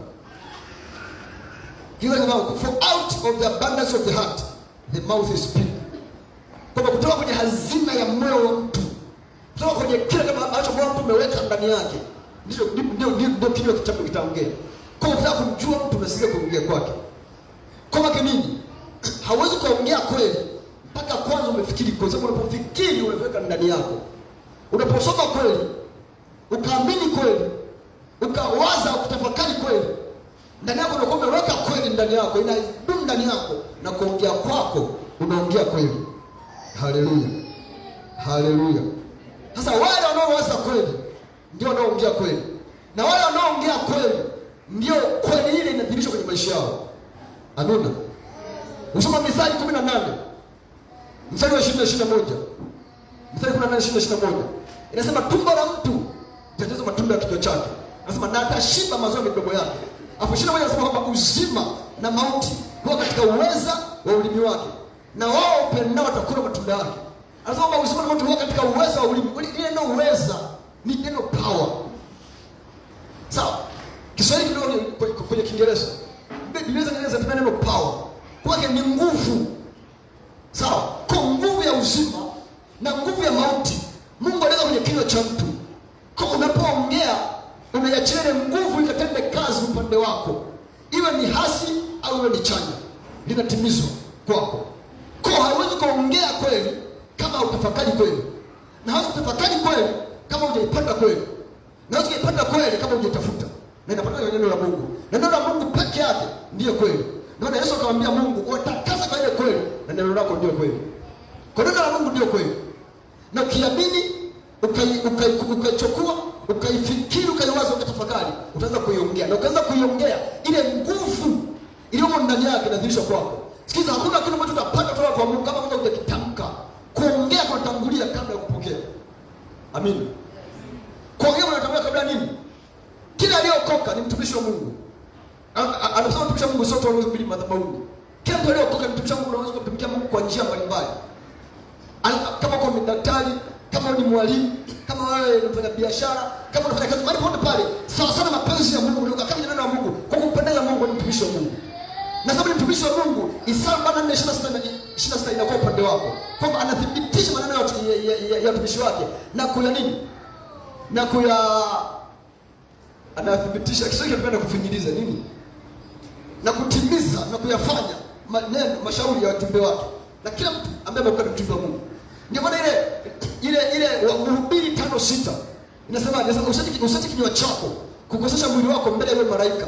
Wala usiseme kwamba umepitiwa. Anasema kwa nini Mungu akasikia kinywa chako na kwa nini ukaza mikono yako? Maana kila mtu ana malaika wake ambao Mungu amempa kuhakikisha wanathibitisha na kutimiza maneno ya kinywa chako. Yawe ni hasi, yawe ni chanya, malaika wanatimiza. Ndio maana kwenda kwenye Waebrania sura ya 14 anasema kwamba hao malaika ni roho watumikao, wanaotumwa kuhudumia wale ambao wanaurithi wokovu. Kwa hiyo kuhudumia sisi, wanatumikaje? Unapotamka neno, wanalibeba, wanalitimiza kwako. Jinsi ulivyotamka, liwe ni chanya au ni hasi. Kwa kama unaweza kweli, utaongea kweli. Ukiongea kweli, malaika wanaingia kazini kuthibitisha yale ambayo ni kweli. Haleluya. Haleluya. Haleluya. Nakumbuka kipindi tulifunga ndoa, tulikaa kidogo bila kupata watoto. Lakini tulikataa kuamini kwamba ipo siku kwamba tutakufa hatujapata watoto. Na hatukutaka kufuata historia wala tutaka kuangalia nini. Na tulikaa muda wote hata hospitali tutaka kunyaga sababu tuliwaza. Tukaenda hospitali wakatuambia mna matatizo. Tunarudi wapi? Rudi kwa Mungu, sio? Okay, wewe hospitali ukaambia house konsa kabisa. Utaenda wapi? Utaenda kwa Mungu. Kwa kama tunaenda kwa Mungu baada ya report. Kwa nini tusianze kwa Mungu moja kwa moja kabla ya kupoteza muda na hela na nini? Kwa tukakaa. Tukamwamini Mungu na kukiri uwezo wa Mungu. Mmoja wapo tulikaa. Tukasema kinywa kinaumba. Neno Mungu anasema kwamba uweza wa ulimi, uzima na mauti. Anapogelea uzima mpaka ni power ya kutengeneza, nguvu ya uumbaji iko ndani ya kinywa cha mtu. Mungu alitaka, Mungu aliumba mbingu na nchi kwa kuongea. Mungu akasema, sikiza nikwambia, Yesu mwokozi mjaza Roho Mtakatifu bila kuongea, Roho Mtakatifu wako ana kazi. Neno Mungu anasema kwamba hapo mwanzo lilikuwa neno. Na neno lilikuwa kwa Mungu. Neno lilikuwa ni Mungu. Neno lilikuweko. Mungu alikuweko. Ila Roho Mtakatifu ndio alikuwa iko bado lijatamkwa. Tuelewana? Ile kama neno la Mungu ndani ya nafsi yako imaanisha kwamba litathibitishwa kwenye maisha yako. Unaweza kuwa na neno ndani ya moyo wako, umelijaza umekariri Biblia nzima. Pende sio kwa nini na ufunuo wa Mungu kabisa, wenye upako wa Mungu umejaa ndani yako. Yaani kama haujausema utakufa bila kujua. Nenda usome kitabu chako cha Wafalme wa pili, utakuta kuna mtumishi mmoja na nabii mkubwa ambaye alifanya miujiza mingi kuliko hata Elia, alikuwa Elisha. Alikufa kwa ugonjwa, alipokuwa mgonjwa hakuongea uponyaji, aliongea ugonjwa wake. Soma Biblia yako, hakuongea uponyaji, aliongea ugonjwa wake. Na haijalishi ana upako wa Mungu kiasi gani, akafa. Mtu ambaye baada ya kufa, baada ya miaka mingi kufa, mauti ilidondoka ikaangukia mfupa wake ikafufuka. Ile nguvu ya Mungu ilishia kumsaidia yeye kwenye uponyaji. Kisa nini? Hakutamka uzima wa Mungu ndani yake. Bila hapo mwanzo alikuwa neno, kwa neno lilikuwepo. Neno kwa Mungu lilikuwepo, sio? Biblia inasema Roho Mtakatifu akaja juu ya vindi vya maji, Roho Mtakatifu alikuwepo. Nguvu ya Mungu ilikuwepo. Ile hata kilichoumbika. Kwa dunia ilikuwa ndani ya kichwa cha Mungu, kwenye nafsi yake alikuwa anaona dunia. Ana picha kamili. Ile alikuwa anatamka kwa kinywa chake. Na kwa nini kumbika, sababu utaratibu wa Mungu umeweka ni mpaka ulimi utamke kwa sababu nguvu ya mauti na uzima huko utaweza ulimi. Kwa hiyo akaanza kusema iwe nuru. Biblia inasema nuru ikawa. Yes. Liwe anga, anga ikawa. Kwa nini? Sababu alikuwa anatamka. Akitamka ile nguvu inaingia kazi kufanya. Kwa tukasema okay, na sisi tutamka. Kama kutangaza mke ni mjamzito, hapana mjamzito. Ndio tukatangaza ni mjamzito. Ile picha hajapata ujauzito. Tukamwambia ndugu wote wa pande zote, wakana jua ni mjamzito ile hajatoka. Na tukakaa sawa na mzee, mbona tumbo likuu? Tukamwambia kwani mjamzito lazima tumbo likuu. anabeba ujauzito wa tumbo au ujauzito wa mtoto. Yesu subiri miezi 9 hesabu atajifungua. Amen. Nakumbuka tuenda nyumbani kwetu. Wakana mkata usifanye kazi. Utapata shida. Hata nikiona usiteki utapata. Kimtu hana ujauzito wala nini. Na tuna ujasiri wala tutetemeki. Hata ndio yupo leo angewapa story. Akaambia sasa Maiwi, mbona no changes? Tunaambia tulia. Nesi tuseme tumia. Baba. Sijatimia basi ndio kusubiri. Amen. Tumeenda hivyo. Siku alikuja kwa mtoto hata sisi watu tujui. Hatukuwa tujui. Siku tumeamka anajisikia hofu. Na kuniambia kama anajisikia kuugua, nikaona ameshika vidonge. Anataka kumeza. Nikamwambia hiyo vidonge vya nini? Na sije baada nataka kunywa ndani nikamwambia usinywe. Kwani sema nikamwambia una kitu kama ni ugonjwa, je kama ni mimba. Nikamwambia ugonjwa sio ugonjwa. Na zile dawa angemeza ingetoka. Sababu ni zile za rangi mbili za nguvu zile nini zile za antibiotics. Kwa hiyo ingemtoa mtoto. Nikamwambia usinywe. Je kama ni mimba. Nikamwambia usipime. Nikamwambia usipime ndio kuamini usipime. Nilipoondoka akapima. Kupima akakuta yenyewe. Akanipigia simu sasa, ni mjamzito for the first time. Akanuka. Ujauzito wa Grace. Tumeenda katikati ya safari, vitimbu vikaanza. Mara damu, mabonge ya damu yanatoka, damu fundizo. Wakasema ni miscarriage, tukasema hapana miscarriage. Sababu Yakobo 1:17 anasema kila kutoa kuliko kwema na kila kitu kilicho kamili kutoka kwa Baba, kutoka kwa Mungu ambaye ni Baba wa mianga. Kila kutoa kuliko kwema na kila kitu kilicho kamili, sio mapungu kilicho kamili kutoka kwa Mungu Baba wa mianga. No miscarriage here. Ukisoma kwenye Kutoka 23 nasema na utamtumikia Bwana Mungu wako na atabariki chakula chako na maji yako. Anasema hakuna mwenye kuharibu, anasema hakuna aliyepasa wala mwenye kuharibu mimba katika uso wako. Sisi tunamtumikia Mungu. Hakuna miscarriage wala mama na miscarriage. Tumeenda hivyo damu mpaka zikakata. Baadaye tumefuatia mtoto bado yuko. Tumeenda siku nyingine kitu kingine hicho. Tumeenda nacho central na hakuna miscarriage. Sababu hakuna kusafishwa hapa. Bado una mtoto. Baada mpaka vikaisha. Ana miezi 7, baada miezi 2. Chupa ile ya mtoto likapasuka. Nakumbuka ilikuwa tuko siku Jumatano usiku. Tunataka kula maji hayo. Mfuko mtoto umechanika. Tukimbia hospitali. Wataka mtoto bado mdogo kuna maelezo. Hata nusu kilo alikuwa hajafika. Wataka mtoto akaniambia mtoto mwacheni kwanza. Karibu mtoto mdogo ana mtoto mwacheni kwanza. Ana aliambia maji acheni niko hamna kutoa mtoto. Tukaanza pale wiki nzima. Nikamwambia mimi kwa sababu mna tunajua tulisha nyumbani tuomba ruhusa kurudi nyumbani. Tumekaa nyumbani wiki. Siku niko kanisani. Mchana tu nikasikia siko vizuri sana. Yaani machana sana niko nyumbani. Ndio machana. Sikasema tunataka asubuhi nikacheze kunywa chai. Kwa hiyo wakati mtoto anacheza kunywa chai. Akanywa chai hachezi. Tumetumbeka hospitali. Tumefika hospitali. Banakuda pale daktari akachanganyikiwa. Nikamidi niingia kwenye ultrasound. Yeye sasa anaangalia sasa hataki kuniambia. Sasa mimi naona ile siku visoma. Naona tu. Sasa nikamwambia cha kwanza, ndipo pale nikamwambia cha kwanza niambie. Mapigo ya moyo hapa. Nasema mapigo ya moyo haya unanionyesha nasema haya. Ndio yanapiga nasema basi.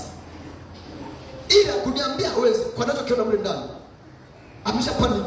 Daktari kuna kaka mbona hawa jamaa warudi kama wakuja. Fika pale. Sasa daktari akachanganyikiwa. Akatoka nyinyi mnasali.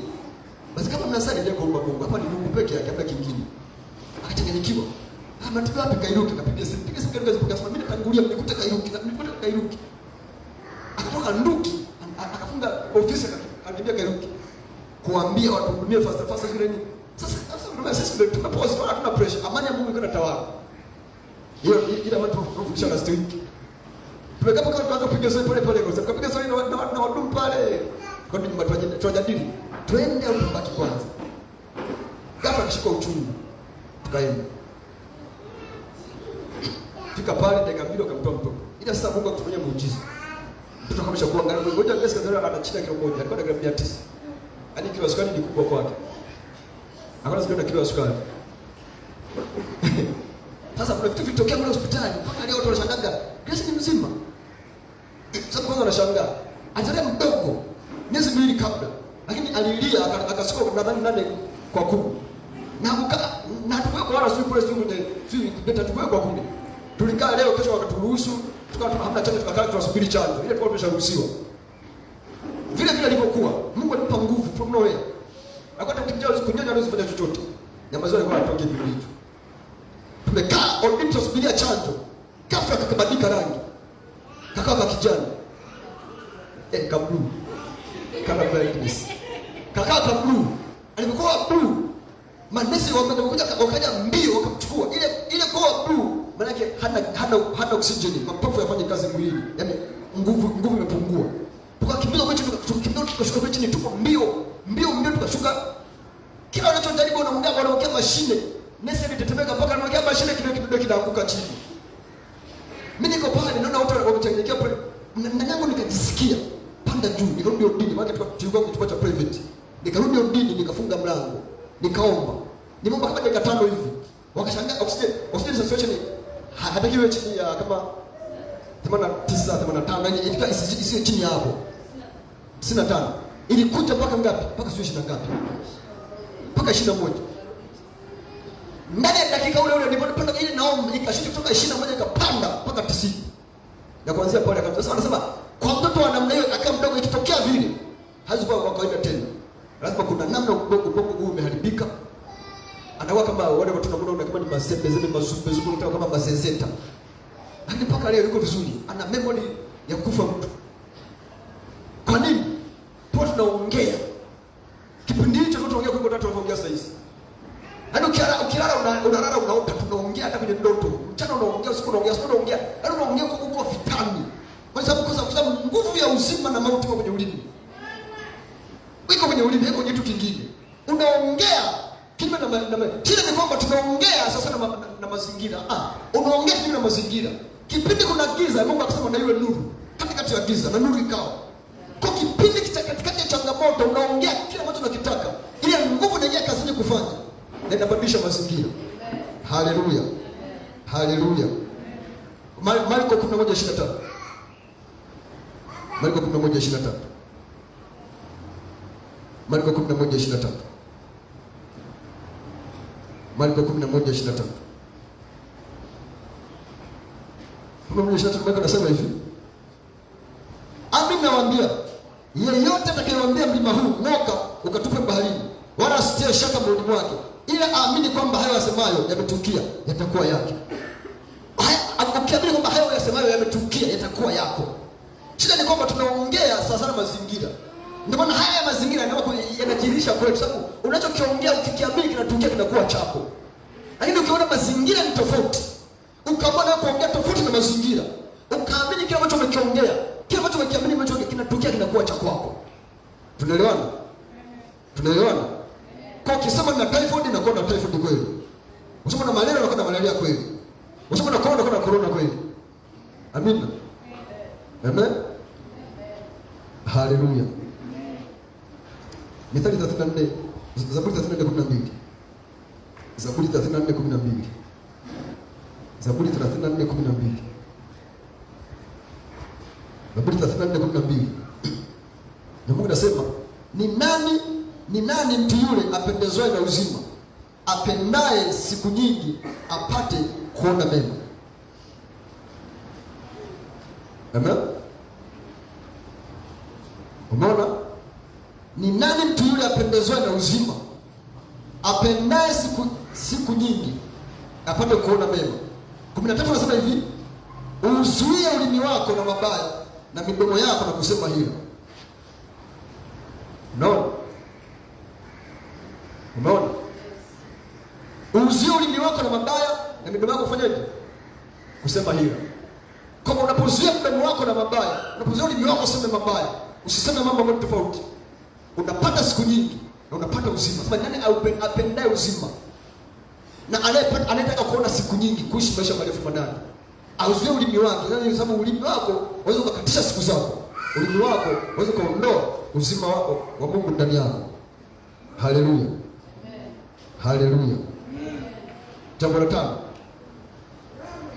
Maombi. Jambo la 5 ni maombi. Amen.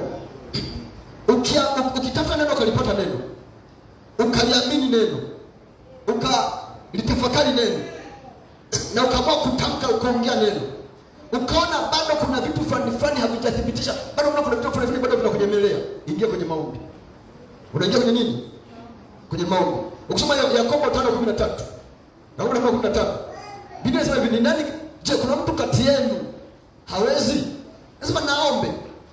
Na wazee wa kanisa waende wampake mafuta na kuomba, wakifanya hivyo kwa imani, Biblia inasema Mungu atamponya mtu huyo. Kwa maombi ni njia na ni silaha mojawapo ya kufanyaje?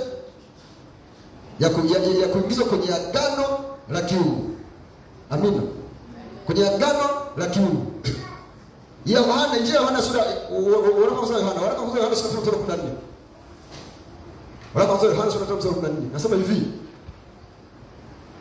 Nasi tunaamini kwamba tukiomba sasa na mapenzi ya Mungu, Mungu atusikia. Na kama tusikia, basi tunazo zile haja zote tulizomuomba. Kama kile unapoomba mbele za Mungu juu ya uponyaji, juu ya afya yako, unapata ugonjwa, umepata neno, unaona bado, umetafakari neno, umeongea neno, umeamini neno, lakini bado kuna kitu kinakusumbua, unaingia kwenye maombi. Ukiingia kwenye maombi, nguvu za Mungu zinachiliwa kwako kwa ajili ya uponyaji wako, unaingia kwenye agano la uzima. Moja ya mambo ambayo tunanisaidiaga sana kuenjoy afya ya kiungu na uzima wa kiungu na uponyaji wa kiungu. Kila nikiomba huwa natamka na ninatangaza, siwezi kuugua kwa jina la Yesu. Siwezi kupata ugonjwa kwa jina la Yesu. Siwezi kufanya moja mbili kwa jina la Yesu. Ninajitamkia mwenyewe, I will never be sick in my life. Sitakuja kuugua kwenye maisha yangu. Sitakuja kuangaishwa na magonjwa kwenye maisha yangu. Sitakuja kulazwa chini na magonjwa kwenye maisha yangu. Ninajitamkia. Niko kwenye maombi na hivyo ndivyo ninavyokuwa. Haleluya. Haleluya. Isaya 43:26 nasema. Isaya 43:26. Isaya 43:26. Isaya 43:26 nasema. Inasema, unikumbushe na tuhojiane.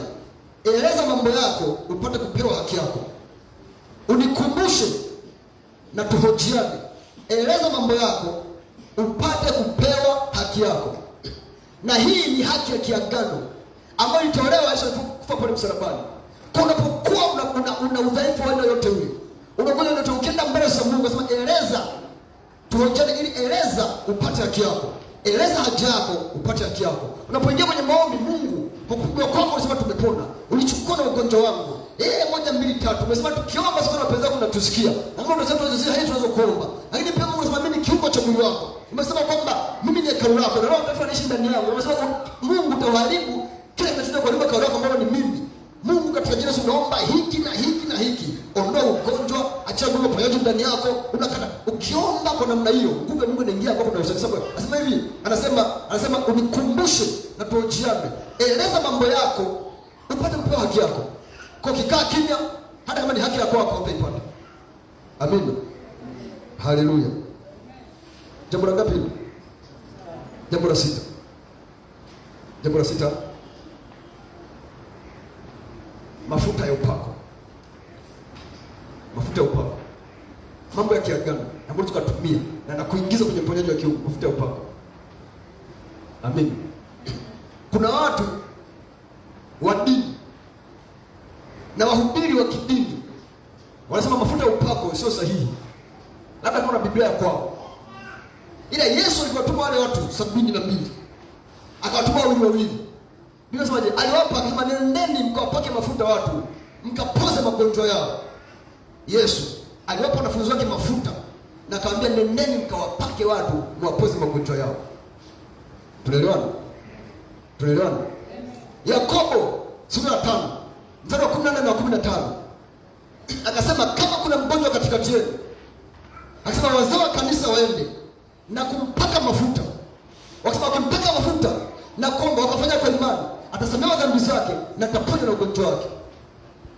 Kuna vitu ambavyo ni vya kiagano vinakuingiza kwenye uzima na afya ya kiungu.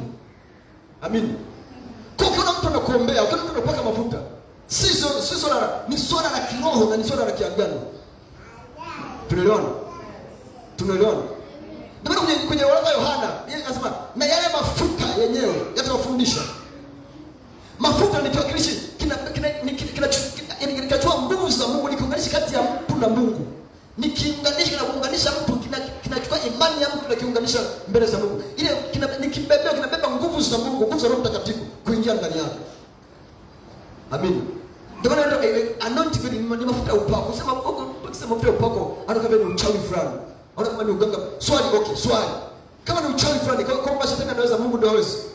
Kama shetani anafanya, Mungu ndio afanye. Ile kwamba kuna fake, maana kuna original. Hamna fake bila kwa original. Kama hamna original yake, chochote ndio original kama ni kibaya.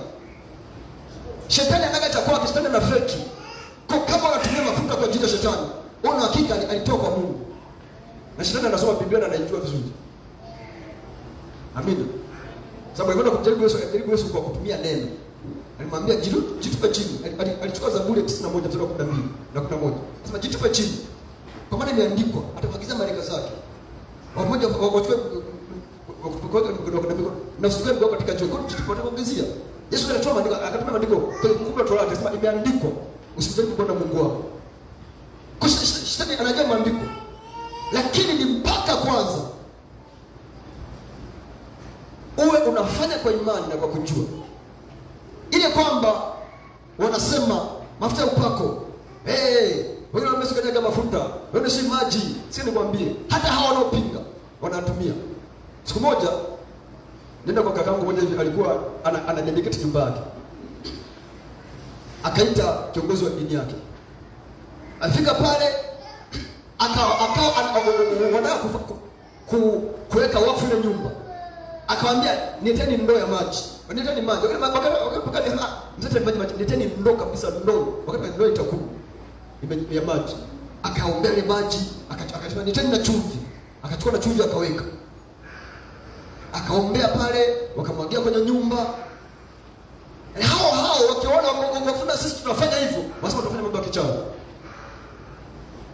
Sio? Ile wao wanafanya. Wao kufanya sio kichawi, ila sisi kufanya ni kichawi. Wakisoma Biblia zao vizuri. Ni kitu cha kiagano. Ni kitu cha kiagano. Na lazima ukitumie ili kupata haki yako. Kitu cha saba. Nakimbizana na muda kidogo. Kitu cha saba. Kitu cha saba. Nikitende sasa. Kitu cha saba. Kuwa active. Jihusishe na mambo ya Mungu. Jihusishe na kazi ya Mungu. Amen. Active service. Jihusishe. Wajibika katika kumtumikia Mungu. Amen. Sawa? Amen. Amen. Kutoka 23 mstari wa 25 na 26.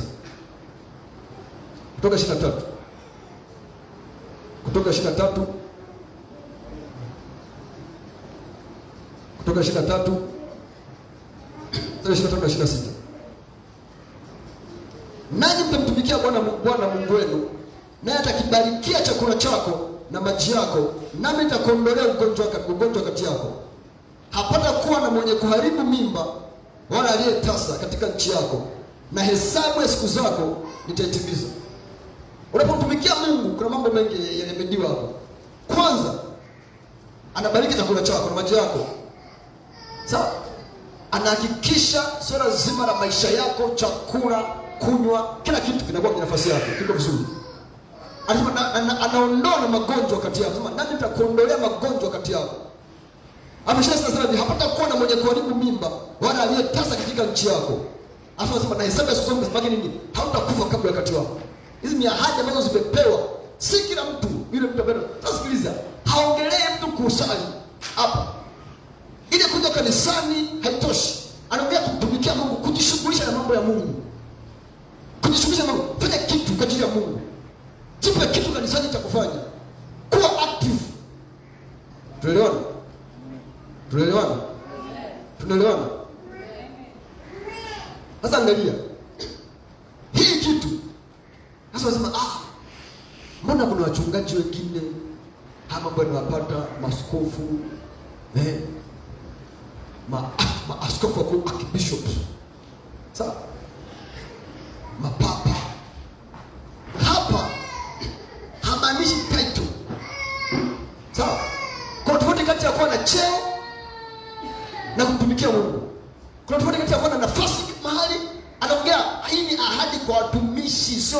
wenye vyeo kanisani. Hajalishi wewe ni mchungaji, ila kama mtumiki Mungu imekula kwako. Hajalishi wewe ni askofu mkuu, kama mtumiki Mungu imekula kwako. Hajalishi kitajuma na utamtumikia Bwana Mungu wako, kumtumikia kwa mtumishi. Sio kwa kiongozi. Kwa mtumishi. Kutumika sio kutumikiwa. Kutumika sio kutumikiwa. Lakini ni kuwa mtumwa wa nyumbani mwa Bwana. Haleluya. Haleluya. Sasa anapokuwa mtumishi wake, anakibariki chakula chako, maji yako kukandia, anaondoa magonjwa katikati yako. Hakuna mmoja karibu mimba, hakuna aliyetasa na haufi kabla wakati. Tumeelewana? Nasema hakuna aliyetasa, hamaanishi kwenye kuzaa tu watoto, kwenye kila kitu kinachokuhusu. Kila kitu kinachogusa maisha yako. Kila kitu kinachogusa maisha yako. Haleluya. Haleluya. Haleluya. Kwa maana nini?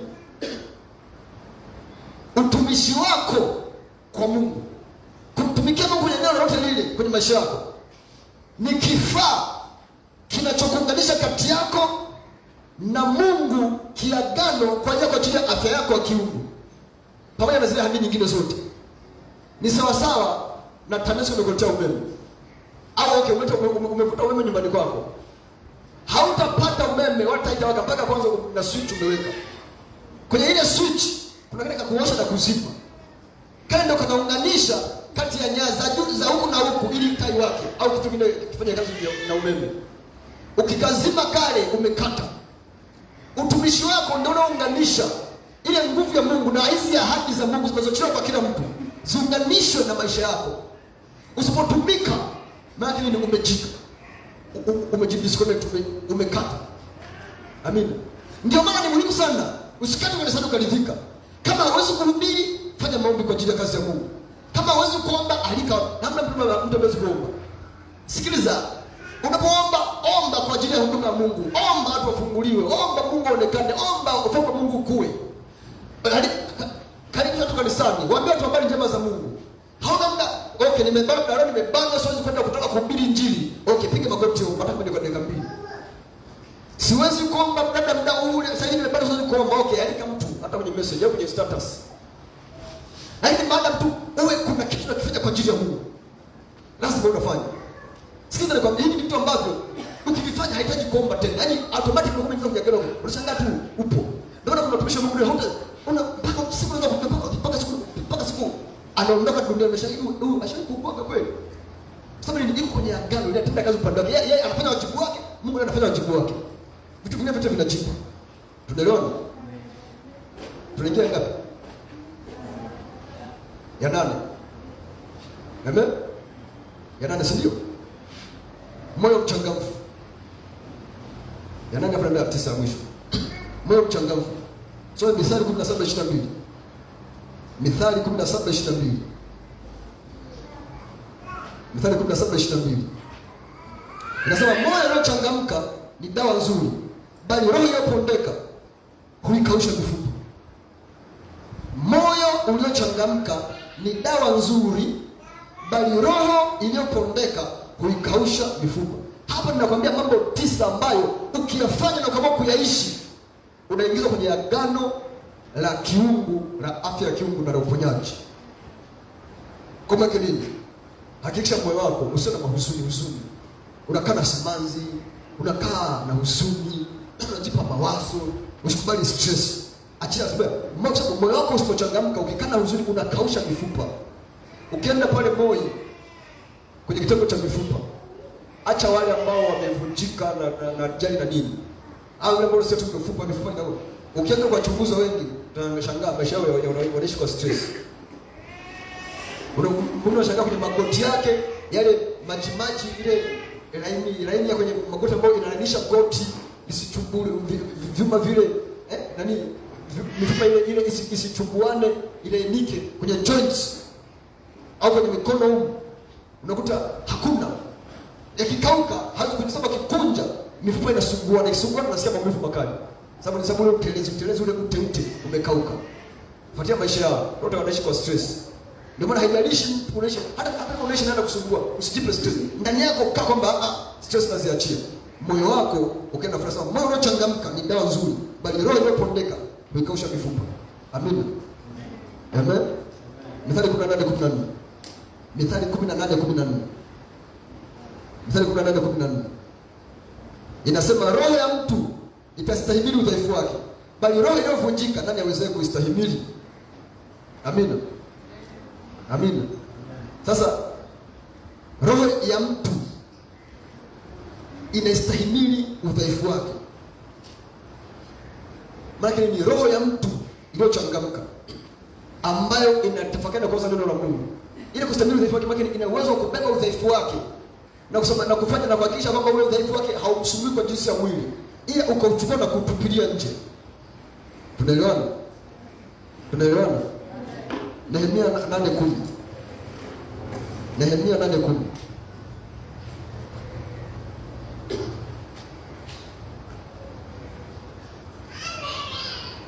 Nehemia 8:10. Ile pati ya mwisho inasema kwamba furaha ya Bwana ndio nguvu yetu. Moyo uliochangamka ni dawa ya mtu.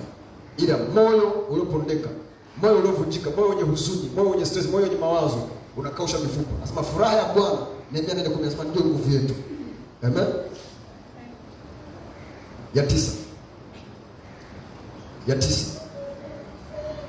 Ya tisa ni ushirika wa Roho Mtakatifu.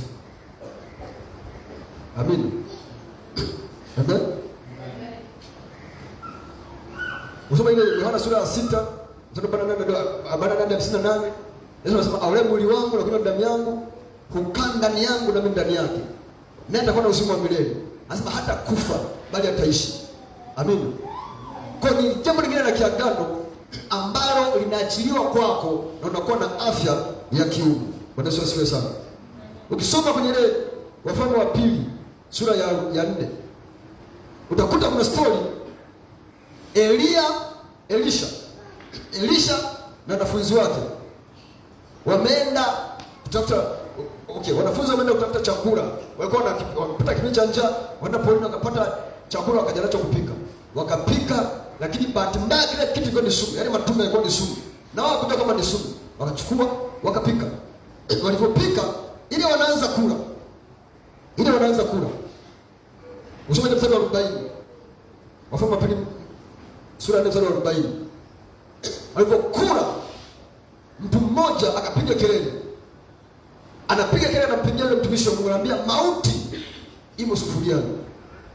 Mauti imo chunguni. There is death in the pot. Elisha alimwambia kitu kimoja. Usome ile mstari wa 41. Kiswahili kinasema kwamba akasema nileteni unga.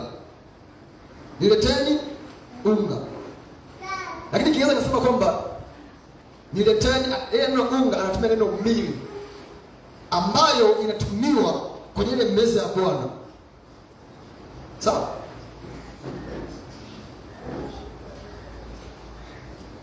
Nisema shirika la Mtakatifu, ushirika wa meza ya Bwana. Haleluya. Ushirika wa meza ya Bwana, ushirika wa meza ya Bwana. Sio shirika la Mtakatifu, ushirika wa meza ya Bwana. Amini. Sasa alipochukua ile, Biblia inasemaje? Akachukua ule unga akautupia kwenye ile sufuria. Alipotupia kwenye ile sufuria akaambia kuleni. Ile mauti ikawa imeondolewa tayari. Alipotupia ule unga ndani yake, ile mauti ikawa imeondolewa. Wakala, wakamaliza, hawakupata madhara yote. Sasa maisha ya dunia hii ni kama sufuria, ni kama chungu. Dunia hii ni kama chungu. Mambo tunayoyafanya na maisha yote yako ndani yake. Unaweza kukutana na mauti mahali au mwili wako. Chochote kile kikakugusa na ukiendekea kikakutishia maisha, kikakutishia kondoo wako. Unaposhiriki meza ya Bwana, si tu kanisani, unaposikia umeshambuliwa, kibiblia kila mtu ambaye ameokoka katika Kristo Yesu ana uhuru wa kutengeneza meza ya Bwana. Usisubiri kanisani mwisho wa mwezi. Asikudanganye mtu kwamba ni watu fulani. Sikiza, hakuna mtu ambaye ameokoka special kwa ajili ya kuandaa meza ya Bwana. Kila mtu anaweza kuandaa meza ya Bwana. Kila mtu. Madamu tunafanya kwa imani. Na si kitu special. Chukua chochote kile. Kama una biskuti chukua. Kama umepika ule ugali, chukua ugali tonge moja liombee, libariki kwa mwili wa Kristo. Chukua na mboga yako juice. Ombea, bariki kwa damu ya Yesu. Kula ndio mchuzi, kazi kuisha. Ukisoma matendo mtume utashangaa. Wale jamaa walikuwa wanakula msosi. Walikuwa Biblia inasema walikuwa wanatembea nyumba kwa nyumba kumega mkate. Walikuwa wanakula chakula kabisa. Wanapokoa sahani zima wanakula kama mwili wao. Yaani kama za Bwana. Ikafika mpaka kusema kusoma Wakorintho wa kwanza sura ya 11 hadi Paulo akamwambia nyinyi watu mmefika mahali sasa mnapoteza ile maana kamili. Anasema mtu anataka kula atoke nyumbani kwake amekula. Mpaka ifika mahali wanakuwa bila taratibu. Wanapokuwa kesa watu wengine kuna wengine wanakosa. Paulo akamwambia huu taratibu sio mzuri. Unapokuwa na mtu unakasa na mtu how many? Mtu anapokuwa kama mlima. How many? Na wako peke yako au? Anataka kama shatu watatu lazima hii meza ya Bwana. Ona kula na kula kweli. Chakula wanapika ndani. Kwa kaambia kama unakula mpaka mwisho. Toka nyumbani kwako umeshiba. Ukija hapa kwa kocha kawaida. Kwa nini unakula? Ila dini zinatudanganya. Dini zinatuambia ni viongozi peke yao special ndio wanaweza kuandaa. Dini zinatuambia huwezi kushiriki mpaka kanisani. Dini zinatuambia hiyo ni dini. Sio Biblia, sio kiroho. Lakini ni ukiroho pekee ambao ndio unaofanya mwili wa Kristo na damu ya Kristo iwe jinsi ilivyo. Amina. Kwa hili jambo lingine la kiagano. Huyo mfano ni nabii akamwambia watu nileteni unga, akatupia kwenye sufuria, moto ikakata. Kwa unaposikia ugonjwa, ukachukua meza ya Bwana, ukaombea, ukala, ukishiriki, inakata pale pale. Magonjwa yataondoka na shida nyingine zitaondoka. Ukishiriki agano la meza ya Bwana. Yesu asemaje? Damu hii ni damu ya agano jipya. Mwili huu ni mwili wa agano. Ulifunga agano jipya. Maana ni haki ya mtu ya kiagano. Unaposhiriki inakuwa imekwenda. Nasema fanyeni hivi kwa ukumbusho wangu. Ukumbusho wake vipi? Niliishi duniani nikawa mbali na magonjwa. Na nyinyi mkishiriki kwa ukumbusho wangu itakuwa kweli jinsi ambavyo nilikuwa. Amen. Haleluya. Haleluya. Amen. Haleluya. Amen. Mungu awabariki.